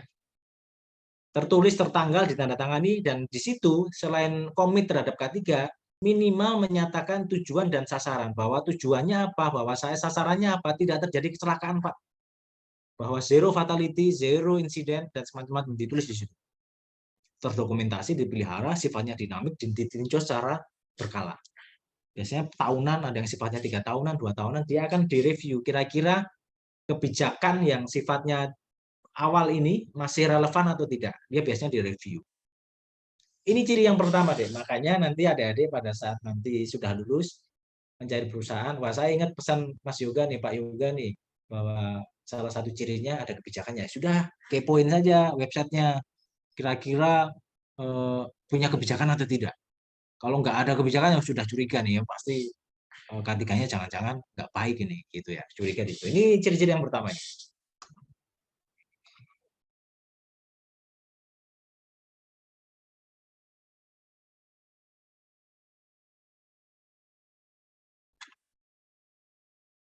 Nah, ini adalah contoh nih, deh. Contoh ini contoh satu perusahaan lah di perusahaan saya yang lalu, bahwa kami perusahaan PTA gitu ya. Ini perusahaan bidang apa? Bidang pertanian, bidang makanan, bidang otomotif yang berlokasi di kawasan A gitu ya.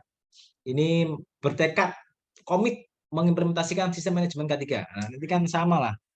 Anda misalkan komitmen terhadap pasangan Anda, saya yang bertanda tangan di bawah ini nama A dan B gitu ya, berkomitmen untuk membentuk suatu keluarga gitu kan. Ini kalau ini dalam bentuk K3, bahwa kami komitmen untuk mengimplementasikan sistem manajemen. Kalau biasanya K3 ini nempel dengan lingkungan. Lingkungan mutu juga bisa jadikan satu. Jadi satu, terintegrasi karena tadi kan sifatnya terintegrasi.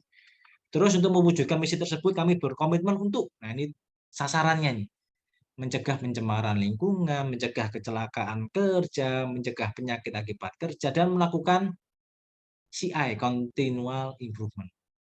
Ini dituliskan, nggak cuma diucapkan, tetapi dituliskan. Kemudian karena sebagai perusahaan legal, biasanya juga komitmen terhadap pemenuhan peraturan perundang-undangan ini juga terstate di situ. Kemudian melakukan, ya ini karena kita di negara yang sumber daya alam harus kita kelola dengan baik ya, biasanya ada juga melakukan penghematan sumber daya alam. Dan ya ini core-nya adik-adik nanti nih, pengembangan sumber daya manusia. Ini nanti adik-adik juga akan hadir di sini nih. Bagaimana memanage human, manusia, pekerja, melakukan pengembangan baik secara kompetensi, baik secara apa ya, skill dan non skill gitu ya. Kadang-kala kan sifatnya ada yang hard skill, soft skill gitu ya. Nanti adik-adik di ranah ini nih. Nah, ini juga kadang-kala terstatement di dalam kebijakan. Makanya nanti tadi saya sampaikan cirinya yang pertama ini. Anda masuk, nah saya mau masuk dalam jadi HRD, staff atau supervisor di sebuah perusahaan ini. Karena background saya psikologi. Kalau dia sudah ada kata-kata ini nih, K3 lingkungan, terus melakukan penghematan dan pengembangan sumber daya manusia, wah ini sudah curiga nih, jangan-jangan perusahaan bagus ini. Nah gitu kan, nah ini bisa menjadi salah satu clue, ciri-ciri gitu ya. Nah ini harus tertandatangani deh oleh pimpinan puncak, presiden direkturnya, ditandatangani ini oleh presiden direktur dan dicap. Nah setelah ditandatangani, ini juga ya ini contoh lengkapnya gitu ya. Anda nanti kalau mau lihat detail, Anda bisa masuk ke website kami, HPU Mining gitu ya. Silahkan di googling HPU Mining, nanti ada website, nanti bisa melihat secara detail. Ini contoh kebijakan yang di situ memuat hal-hal yang sifatnya bagaimana mengelola K3-nya, keselamatan kerjanya, kesehatan kerjanya, lingkungan kerjanya, dan hal-hal lain. Ditandatangani oleh presidirnya, presiden direktur. Ditandatangani tertanggal gitu ya. Karena biar dia sifatnya update terus, tanggalnya ini juga. Jangan-jangan sudah 10 tahun kebijakannya masih sama ya. Ini juga curiga. Wah, ini jangan-jangan komitmennya udah 10 tahun yang lalu nggak up to date gitu ya. Ini juga dicuriga. Nah, selain ditulis pada saat manajemen sudah menulis kebijakan, ini biasanya didistribusikan secara masif deh. Karena ini perlu didukung oleh semua pekerja. Makanya tidak jarang nanti pada saat Anda memasuki perusahaan, salah satunya yang pertama Anda menerima sosialisasi ya kebijakan biasanya. Makanya biasanya tidak jarang pada saat kita membuka web dari suatu perusahaan, yang muncul pertama perusahaan adalah kebijakannya dulu tuh, kebijakan K3, bahwa kami adalah perusahaan yang komit terhadap K3 lingkungan gitu, mutu. Nah, kan muncul ini. Nah, ini biasanya kalau di beberapa industri ini ditempel itu deh di tiap-tiap ruang meeting, kemudian di ruang-ruang karyawan, di tempat-tempat strategis itu ditempel itu. Kemudian disosialisasikan di semua event. Karena ini harus didukung oleh semua karyawan. Tidak hanya level pucuk pimpinan saja yang komit. Tetapi kalau hanya pucuk pimpinan tidak didukung oleh bawahnya, Ya sama aja kayak sistem pencernaan tadi kan. Kalau sistem pencernaan itu kalau salah satu tidak mendukung ya akan mengganggu sistem yang lain gitu ya. Sehingga harapannya semua level akan berkontribusi dalam K3, termasuk dalam hal K3, kebijakan K3. Makanya kebijakan K3 sudah tanda tangani, disosialisasikan oleh seluruh karyawan dan harus didukung seluruh karyawan. Makanya ini sosialisasi kami kalau di lapangan Dek mensosialisasikan ini. Nggak puas, kadang-kala kami cetak secara kecil ini. Kami cetak secara kecil ini dalam bentuk ID gitu ya. Kami buatkan kebijakan secara kecil, kami berikan supaya apa? Supaya bisa dibaca terus-menerus. Tujuannya apa ya? Biar pekerja memahami bahwa perusahaan komit loh terhadap K3 gitu ya. Sampai ke situ. Nah, kemudian yang kedua, perencanaan. Nah, ini ciri yang kedua, bahwa yang pertama tadi perusahaan kewajiban dalam menerapkan SMK 3 adalah kebijakan. Yang kedua adalah perencanaan K3, artinya planning lah ya. Kan PDCA tadi kan, bahwa dalam mewujudkan kebijakan tadi, perusahaan harus membuat perencanaan itu. Perencanaan. Jadi perencanaan ini mempertimbangkan dasarnya apa? Hasil identifikasi awal, penelaahan awal, risk assessment awal gitu ya. Kemudian identifikasi bahaya, peraturan undang-undang apa saja sih yang harus dilakukan, kemudian sumber dayanya. Kira-kira untuk mendukung kebijakan tadi, kami perlu sumber daya, baik sumber daya orang atau sumber daya yang lain kan. Sumber daya alam, sumber daya SDM, seperti apa untuk mendukung kebijakan tadi. Nah, ini ranah adik-adik di sini nih sumber daya manusia. Bagaimana manusia-manusia dalam tanda kutip nih yang perlu kita rekrut untuk mendukung kebijakan perusahaan tadi. Oh, yang tipikalnya kayak gini, Pak. Oh, yang model pekerjanya kayak gini, Pak. Saya sudah membuat peta resiko nih, profil dari pekerja kita. Kalau mau mendukung kebijakan Bapak terkait K3, terkait mutu, terkait lingkungan, ini kita perlu bekerja dengan profil seperti ini, Pak. Portofolio seperti ini. Ini dari Anda nanti. Nah, kemudian perencanaan K3 ini memuat paling sedikit ini nih. Tujuan sasaran, skala prioritas, upaya pengendalian bahaya, penetapan sumber daya macam-macam nih. Sumber daya alamnya, sumber daya manusianya, dan macam-macam. Kemudian perlunya jangka waktu, karena target kalau nggak ada jangka waktu ya sia-sia.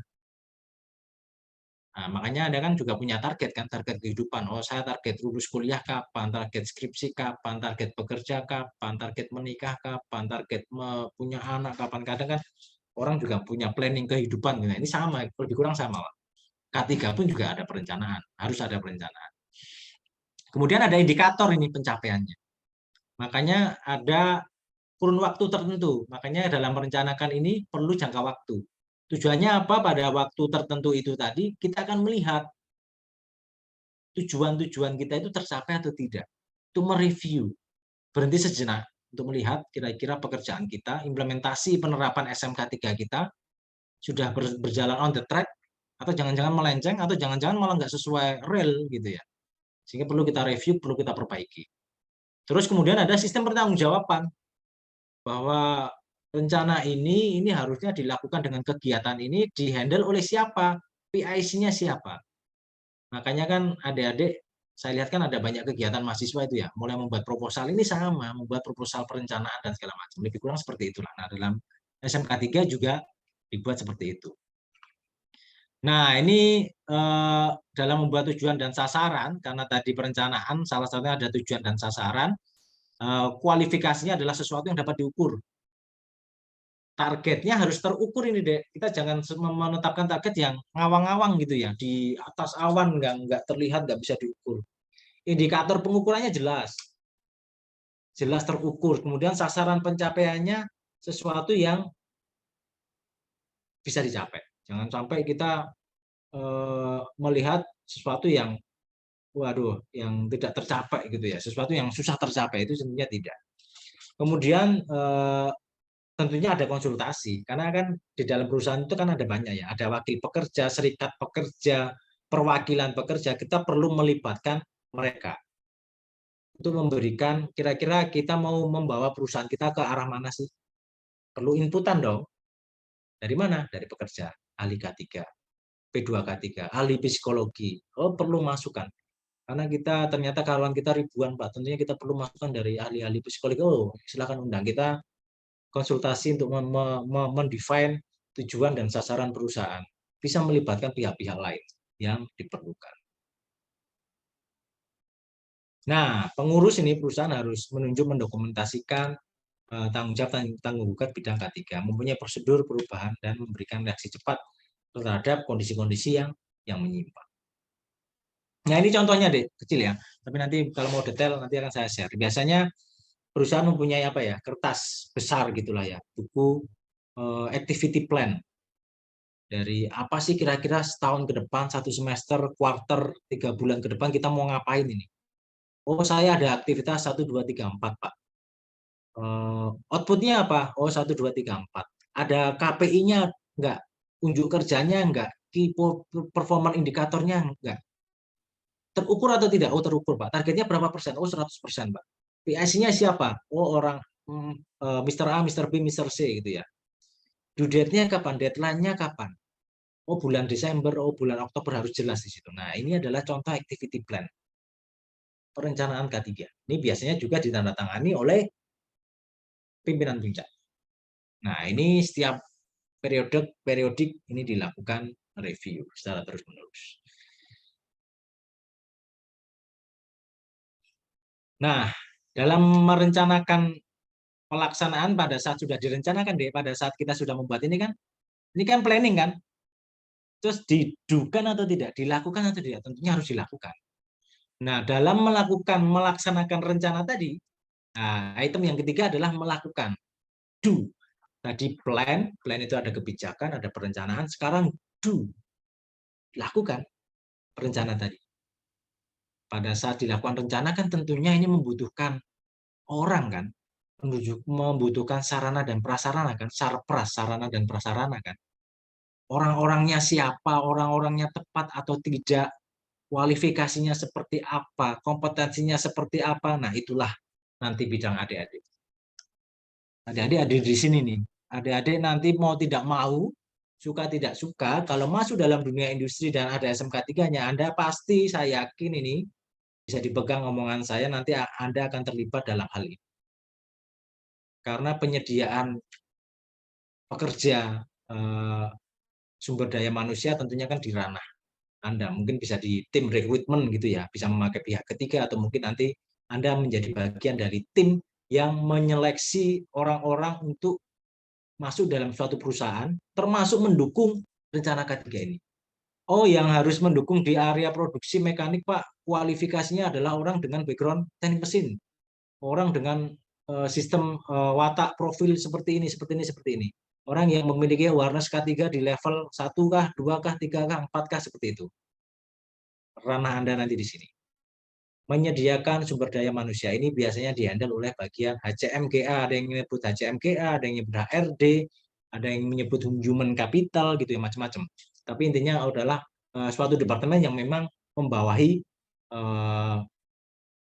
kekaryawanan gitu ya. Nah, Anda kalau di kami biasanya yang ahli-ahli psikologi nih, sarjana psikologi itu di bagian satu bagian di kesatuan di Departemen HRD atau HC atau HCMGA gitu. Kemudian pelaksanaan rencana K3 itu juga menyediakan sarana prasarana.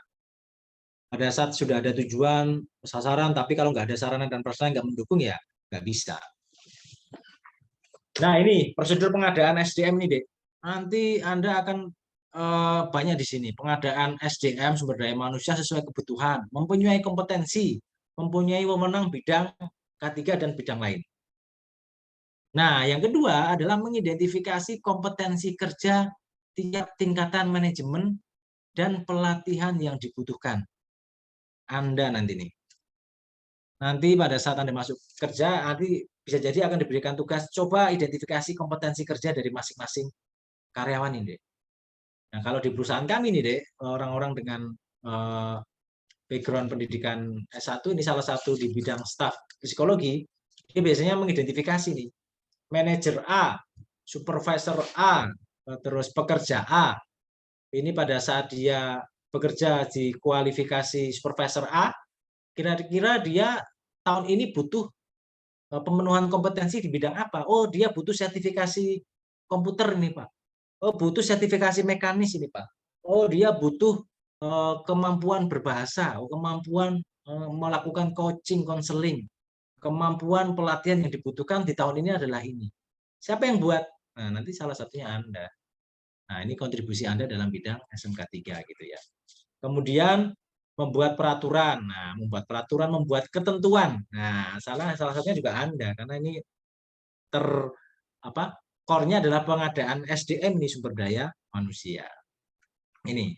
Kemudian konsultasi dan motivasi tentunya dengan pekerja maupun pihak lain karena pada saat penyediaan SDM ini biasanya juga libatkan pihak pemerintah dalam hal ini tenaga kerja dengan pihak pemangku kepentingan yang lain, masyarakat, penduduk sekitar itu juga terlibat. Kemudian kalau dalam K3 biasanya pengurus ini memberikan pemahaman sumber bahaya dan pencegahan tindakan mengarah ke insiden. Ini yang tadi saya sampaikan. Nah, ini sarana prasarana, Dek. Kalau K3 komit saja tetapi tidak didukung sumber daya manusia, sarana prasarana tidak dipenuhi ya omdo gitu ya. Ya, itu clue yang kedua, jangan sampai ternyata hanya punya kebijakan tetapi ternyata sumber daya manusianya tidak dilengkapi, nggak punya rencana K3, kemudian sarana prasarananya juga nggak memiliki, ya itu berarti contoh. Makanya clue yang ketiga harus mempunyai sarana prasarana yang memadai. Dari bidang organisasi dia juga harus punya yang namanya, kalau di kami ada P2K3, Panitia Pembina K3. Ini biasanya berisi perwakilan dari masing-masing departemen dan pimpinan perusahaan serta orang K3. Anggaran, nggak ada sesuatu yang gratis kan di dunia ini kan. Kita kadang-kala ke toilet aja sekarang bayar gitu ya. Makanya ya kalau perusahaan hanya komit tapi nggak menyediakan anggaran, ya nggak ada yang gratis di dunia ini gitu kan ya. Makanya itu juga menjadi penting. Kemudian menyediakan sarana prasarana, salah satunya adalah prosedur kerja.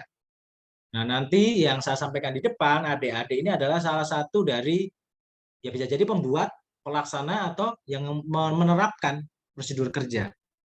Nah, ini sistem itu tidak lepas dari adanya prosedur-prosedur kerja. Adanya informasi, pelaporan, dan pendokumentasian, termasuk instruksi kerja. Baik itu yang tertulis maupun yang tidak tertulis dalam bentuk verbal. Nah, kalau dari aspek K3 tentunya kesesuaian dengan persyaratan K3. Nah, ini ya gambaran adik-adik sehingga nanti harapannya tidak terlalu kaget lah pada saat masuk ke dalam dunia industri. Kemudian ini contoh pelaksanaan dari rencana K3. Ini paling sedikit meliputi nih tindakan pengendalian, perencanaan rekayasa, prosedur instruksi, penyerahan bagian pelaksana, pembelian pengadaan barang dan jasa, produk akhir, menghadapi keadaan darurat, bencana, dan rencana pemulihan keadaan darurat. Ini nanti semua saya sharing ya. Biasa ke Mbak Hania nanti bisa didistribusikan ke teman-teman. Ini yang detail tadi. Sebenarnya tiap kriteria tadi kalau dalam SMK 3 itu cukup detail aturannya. Nah, tapi tidak perlu kita bahas karena ini cukup detail. Nah, ini adalah contoh, Dik. Tadi kan penyediaan sumber daya manusia. Ini adalah contoh ini. Nama A, ini jabatan tertentu. Ini kode F1, F2, sampai F berapa nih? F36. Ini adalah jenis-jenis training. Yang salah satunya menjadi bagian dari tugas adik-adik. Bahwa orang A ini dengan jabatan tertentu, ini wajib mengikuti yang training wajib apa saja nih? Oh, training nilai inti perusahaan, training visi misi perusahaan, oh training ini ABCDE, ini perlu dilakukan dan sebagainya. Training ini yang sifatnya hard skill maupun yang sifatnya soft skill. Nah, ini termasuk tugas adik-adik nanti bekerja sama dengan pihak K3 atau pihak-pihak yang lain, pihak operation, untuk mengidentifikasi bahwa setiap karyawan ini pemenuhan kebutuhannya sesuai dengan kompetensi dan kualifikasi serta kebutuhan dari perusahaan. Sehingga pada saat proses seleksi, penempatan, Anda mempertimbangkan ini. Kalau memang dalam ternyata pas Anda rekrut, Pak ini bisa kita rekrut, tapi nanti harus kita training. Yang tadi saya sampaikan, kadang-kala kan kita dalam suatu kondisi harus menerima nih masyarakat, mohon maaf, misalkan masyarakat lokal dengan kemampuan skill dan non skill yang misalkan kurang gitu ya. Tapi karena ada kebijakan perusahaan harus mengakomodir, ya mau nggak mau kan kita terima itu. Tetapi konsekuensinya pada saat itu kita terima, nanti harus kita rencanakan untuk kita lakukan pemenuhan kompetensinya, kualifikasinya dengan dilakukan training. Bisa Pak, ini bisa kita terima, tetapi dengan catatan dalam 1-2 bulan ini harus di training ABCD. Sehingga kualifikasi yang dalam tanda kutip kurang akan terpenuhi. Nah, seperti itulah kira-kira gitu ya. Nah, ini adalah beberapa contoh. Ini orang HR nih, Dek, orang background psikologi yang pernah ada di kami nih. 3 orang cewek-cewek nih. Cewek-cewek tangguh yang bekerja di tambang ini. Ini dia memberikan safety leadership, bagaimana kepemimpinan. Ini diberikan teman-teman dari background psikologi nih. Jangan dikira cewek-cewek nggak boleh ke tambang ya. Ini kami banyak teman-teman yang background para wanita yang ditambang, background psikologi yang keluar masuk dunia tambang, melakukan proses rekrutmen, melakukan proses pendidikan, memberikan training kepemimpinan, memberikan training budaya. Nah, ini contoh-contoh. Ini aktual, ini cewek-cewek semuanya. Nah, ada juga yang cowok, jangan khawatir yang cowok-cowok. Banyak juga. Nah, ini contoh-contoh yang kami lakukan training secara khusus ini ya. Training terkait bisa SMKP, ISO, OSHA, atau training-training yang lain. Sifatnya hard skill maupun yang soft skill gitu ya. Yang sifatnya yang teknis maupun non-teknis kadang-kala. Yang non-teknis biasanya leadership dan segala macam. Yang skill ya training pengoperasian unit. Nah, ini yang sifatnya skill. Kadang-kala ada skill mengoperasikan alat, kita ada simulator gitu ya. Ini salah satu bentuk. Misalkan tadi kita mengakomodir orang lokal ini. Orang lokalnya belum bisa bawa unit nih Pak. Tapi mau nggak mau nih karena ada kebijakan pemerintah harus mengakomodir orang lokal, ya harus kita terima. Tetapi dalam tanda kutip harus training dulu nih. Dalam waktu 3 bulan atau 6 bulan atau waktu tertentu. Ya kita didik dulu. Jangan kita lepas yang bersangkutan ini karena nggak bisa kita suruh bawa unit ya sama saja mencelakakan kan, nggak boleh. Harus kita bekali dulu, kita training dulu nih. Siapa yang memberikan rekomendasi ini? Ya Anda salah satunya gitu ya, dan kami dari bagian ketiga. Bisa kita akomodir Pak, tetapi harus kita penuhi dulu nih kewajiban dia sebagai seorang driver atau operator. Kita didik dulu nih Pak. Nah, kita ada simulator biasanya atau alat yang secara langsung. Pun terjadi keadaan darurat, beberapa teman-teman kami juga penuhi skill terkait penanganan kecelakaan. Bagi teman-teman yang senang pencinta alam nih, tali temali, kami juga ada nih di industri kami ya, pertambangan. Karena kami ada beberapa kecelakaan di air, di ketinggian, potensi-potensi resiko yang seperti itu. Bagi teman-teman yang suka pencinta alam nih, kami ada panjat tebing, ada yang kadang-kala menyelam, kadang-kala penyelamatan kecelakaan lalu lintas, unit penurunan korban. Jadi ini bisa memberikan gambaran dan yang mengidentifikasi pelatihan perlu atau tidak orang-orang ini dibekali dengan training-training A, B, C, D, ya salah satunya nanti bagian dari teman-teman. Nah, ini water rescue, kemudian training kebakaran, medical first responder, penyelamatan di unit karena kecelakaan gitu ya, high angel rescue, teknik, dan beberapa training yang lain. Ini in class, biasanya kami pakai pihak ketiga nih. Ini biasanya dulu ini pemetaan apa namanya watak, introvert kah, extrovert kah, biasanya di training function department introduction. Ini manajemen trainee deh. Ini kami biasanya ada program fresh graduate gitu ya, yang kita akomodir. Kami ada manajemen trainee namanya. Manajemen trainee ini ada suatu program untuk mengakomodir tenaga-tenaga yang bekerja tapi dari sisi belum punya pengalaman, nol pengalaman atau fresh graduate, lulusan D3 maupun S1 yang ingin bergabung, kita biasanya ada kelas khusus nih. Kita training dulu supaya pada saat masuk ya paling tidak begitu ada gap gitu ya. Nah, kemudian yang selanjutnya setelah tadi ada kebijakan, ada perencanaan, ada pelaksanaan, sekarang pemantauan dan evaluasi. Pada saat sudah do kan tentunya perlu dicek ini, perlu berhenti sejenak untuk melihat apakah sudah terimplementasi atau belum. Perusahaan perlu mengukur dan memantau kira-kira kinerja ketiganya sudah on the track atau tidak nih. Sudah sejalan atau tidak nih. Sudah di dalam rel atau tidak nih. Jangan-jangan melenceng. Sehingga perlu dilakukan tindakan pencegahan, perbaikan atau yang berkelanjutan ini, sehingga itu diperlukan. Nah, pemantauan ini bisa melalui pemeriksaan, pengujian, pengukuran, atau audit internal yang dilakukan tentunya oleh sumber daya manusia yang SDM yang kompeten. Gitu ya. Pemeriksaan, pengujian, kemudian dalam hal perusahaan tidak dapat mempunyai SDM, ini bisa menggunakan pihak ketiga. Nah, ini evaluasi peninjauan dan peningkatan kinerja SMK 3 ini meliputi evaluasi penerapan. Nah, dalam SMK 3 ini ada auditnya, Dek. Ada scoringnya nanti. Nah, kita bisa evaluasi nih dalam kurun waktu tertentu, 6 bulan kah, tahunan kah, kira-kira berapa sih scoring kita, persentase penerapan kita. Apakah 100%, apakah 80%, atau jangan-jangan kita masih di 30%, sangat jauh. Ada begitu banyak hal yang tidak kita lakukan. Kemudian juga mengevaluasi kira-kira tujuan, sasaran, dan perencanaan K3 ini sudah dilakukan atau tidak sih. Nah, kira-kira perlu bisa jadi juga melakukan audit untuk melihat adanya gap atau tidak. Kemudian dievaluasi untuk meningkatkan SMK 3 tadi, apakah sudah bagus atau dipertahankan atau dikelola seperti apa. Nah, tujuan dilakukan peninjauan itu apa sih? Ya, menjamin kesesuaian, deh. Harapannya kan penerapan SMK 3 ini sesuai dengan peraturan yang dikeluarkan pemerintah gitu ya. Nah, ini peninjauan ini dilakukan di elemen yang mana saja, semuanya dari kebijakan, perencanaan, pelaksanaan, dan pemantauan evaluasi itu dilakukan peninjauan, review kinerjanya, on the track atau tidak. Nah, ini peninjauan, hasil peninjauan ini digunakan untuk apa? Continuous improvement gitu ya, perbaikan berkelanjutan. Kemudian perbaikan dan peningkatan kerja ini dilaksanakan dalam hal apa? Nah, kadang-kala dalam suatu masa itu ada aturan baru. Kayak kemarin yang lagi tren, tiba-tiba ada UU Cipta Kerja. Wah, ini perubahannya cukup lumayan itu.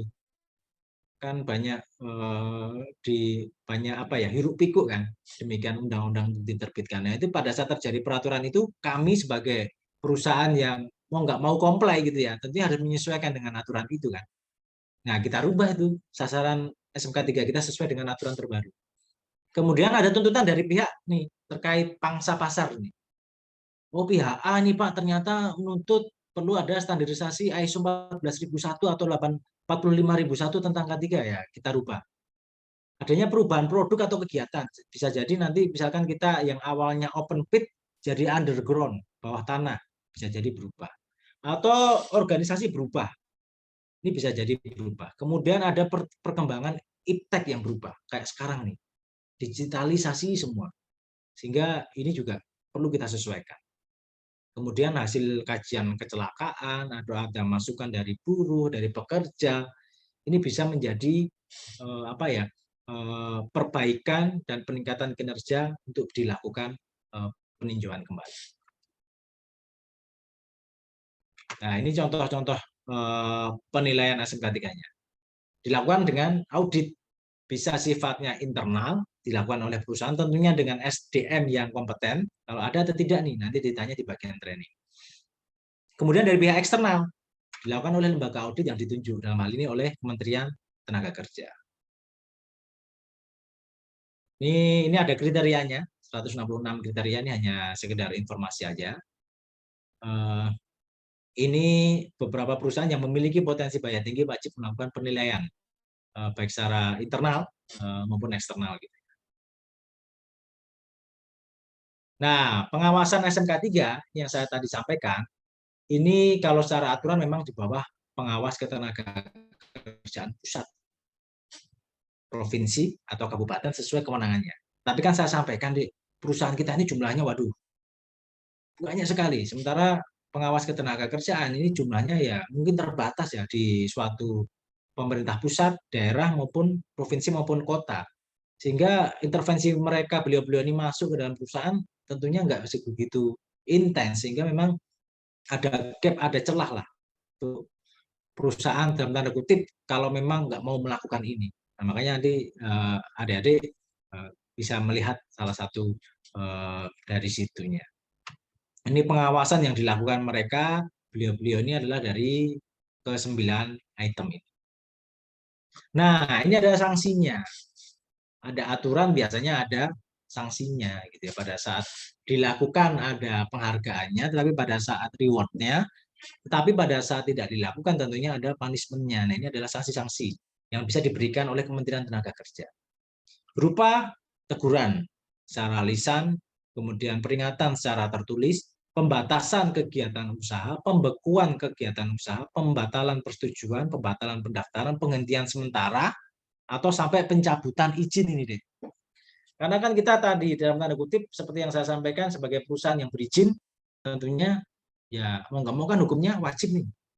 Nah, pada saat kita nggak melakukan itu sudah mendapat teguran tertulis, kemudian diingatkan lagi, nggak mau lagi, masih istilahnya masih ngeyel gitu ya, masih nggak mau menjalankan, ya konsekuensinya terakhir bisa dicabut izin kita. Pada saat kita izinnya dicabut, ya ya ya nggak bisa apa-apa, ya nggak bisa melakukan aktivitas. Nah, ini harapannya pada saat perusahaan sudah menerapkan SMK 3 ini sesuai PP nomor 50 tahun 2012. Yang pertama, mengetahui pemenuhan peraturan perundang-undangan, karena saya sampaikan tadi bahwa sebagai perusahaan legal tentunya hukumnya wajib. Kemudian mendapat bahan umpan balik nih dalam rangka meningkatkan kinerja SMK 3. Mengapa SMK 3? Mengetahui kinerja K3 di perusahaan. Yang keempat, meningkatkan image perusahaan ini. Karena pada suatu periode tertentu, pada saat perusahaan melakukan audit K3, ini nanti ada semacam sertifikat dari kementerian. Biasanya diberikan oleh Bapak Presiden atau Wakil Presiden dalam suatu event tertentu, diberikan kepada perusahaan, diberikan sertifikat, dan sertifikat ini tentunya akan meningkatkan image dari perusahaan. Biasanya kalau perusahaan sudah mempunyai sertifikat implementasi SMK 3 nih, ada juga di webnya gitu deh. Ini ciri yang memang sudah sah lah. Kalau adik-adik buka website perusahaan, di situ ada sertifikat penerapan SMK 3, ini berarti sudah fix, perusahaannya sudah baik ini pasti. Jaminan lah bahwa perusahaan sudah menerapkan SMK 3. Salah satu ciri yang berikutnya adalah ini. Pada saat misalkan Anda buka webnya, ternyata tiba-tiba muncul sertifikat SMK 3, penerapan SMK 3, ya sudah sah ini, sudah pasti nih perusahaan sudah menerapkan SMK 3. Berarti tidak ada keraguan lagi nih, wah saya mau masuk nih, berkontribusi dalam perusahaan yang mau saya lamar. Kemudian meningkatkan kepedulian, pengetahuan tenaga kerja mengenai K3, terpantaunya bahaya dan risiko, penanganan berkesinambungan, mencegah kerugian yang lebih besar, pengakuan terhadap kinerja K3 di perusahaan atas pelaksanaan SMK 3. Nah, kalau bagi pemerintah ini adalah tentunya salah satu alat atau tools dari pemerintah untuk melindungi hak tenaga kerja di bidang K3. Meningkatkan mutu kehidupan bangsa lah ya, dan image bangsa di forum internasional, karena memang di ILO, di forum-forum konvensi, isu K3 sudah seringkali dibahas. Kemudian mengurangi angka kecelakaan kerja, karena kadang-kala kita melihat indeks kecelakaan kerja ini bisa seluruh negara nih bisa kita ketahui. Kemudian mengetahui tingkat penerapan dari peraturan yang diundangkan oleh pemerintah. Ini kriterianya. Nah, ini kalau SMKP. Kalau ini slide terakhir. Jadi kalau tadi saya sampaikan kalau SMK 3 yang PP 50 tahun 2012 ini kan sifatnya untuk industri yang umum. Kadang-kadang yang sektoral kayak kami ada permennya. Kepmen ESDM 1827 ini tentang penerapan SMKP, Sistem Manajemen Keselamatan Pertambangan. Ini adalah turunan dari PP 50 tahun 2012. Konstruksi juga ada lagi, jadi konstruksi nanti bisa menurunkan ke dalam permen atau Kepmen di masing-masing sektoral. Tapi kalau sifatnya sektoral, misalkan ini permen ESDM, ini hanya berlaku di sektor ESDM.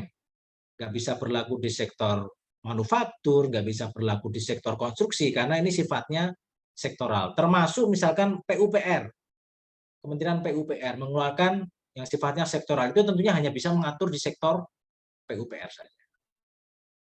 Baik, sudah cukup panjang lebar yang saya sampaikan, walaupun memang hanya kulit-kulitnya saja. Mudah-mudahan adik-adik paling tidak ada sedikit gambaran ini mengenai apa namanya SMK 3 di perusahaan, dan mudah-mudahan tadi ada benang merah ya, kira-kira nanti saya kira-kira kontribusi di mana Mas, di mana Pak kira-kira saya sebagai nanti lulusan psikologi di UNJ ini.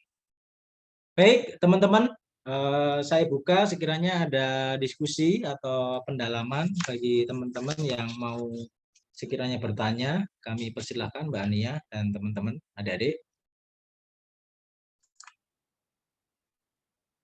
Udah lewat Mbak ya, sorry Mbak. Saya nggak baca chat tadi.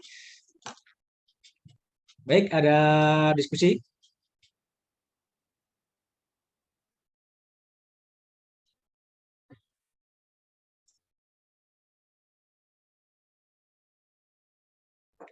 Satu pertanyaan kalau memang sebelum kita akhiri pertemuan sesi yang kedua. Kalau sudah cukup silakan diberi reaksi apa ya, jempol atau apa kalau memang dirasa sudah cukup. Oke, Mbak Bimbi sudah oke, Mbak Dewinta, Mas Ronaldo, Mbak Bibi, Safira, oke, sudah semua, oke.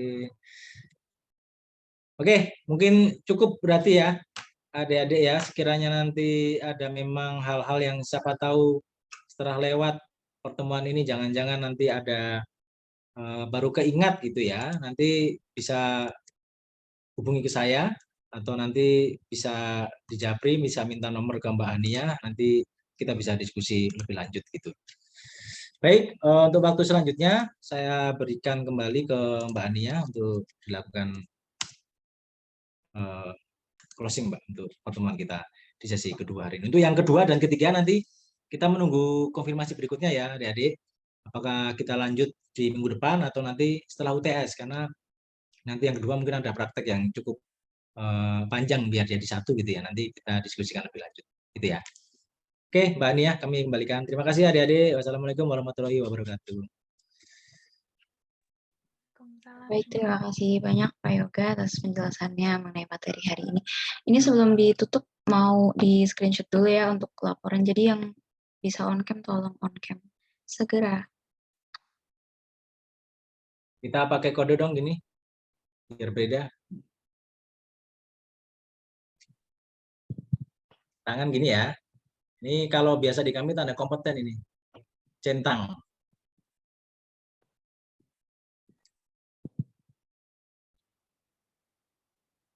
Oke.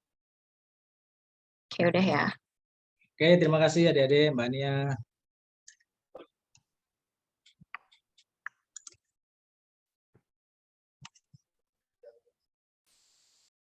Baik, kalau begitu perkuliahan hari ini cukup sampai di sini. Terima kasih Pak Yoga sekali lagi dan teman-teman yang telah menyimak.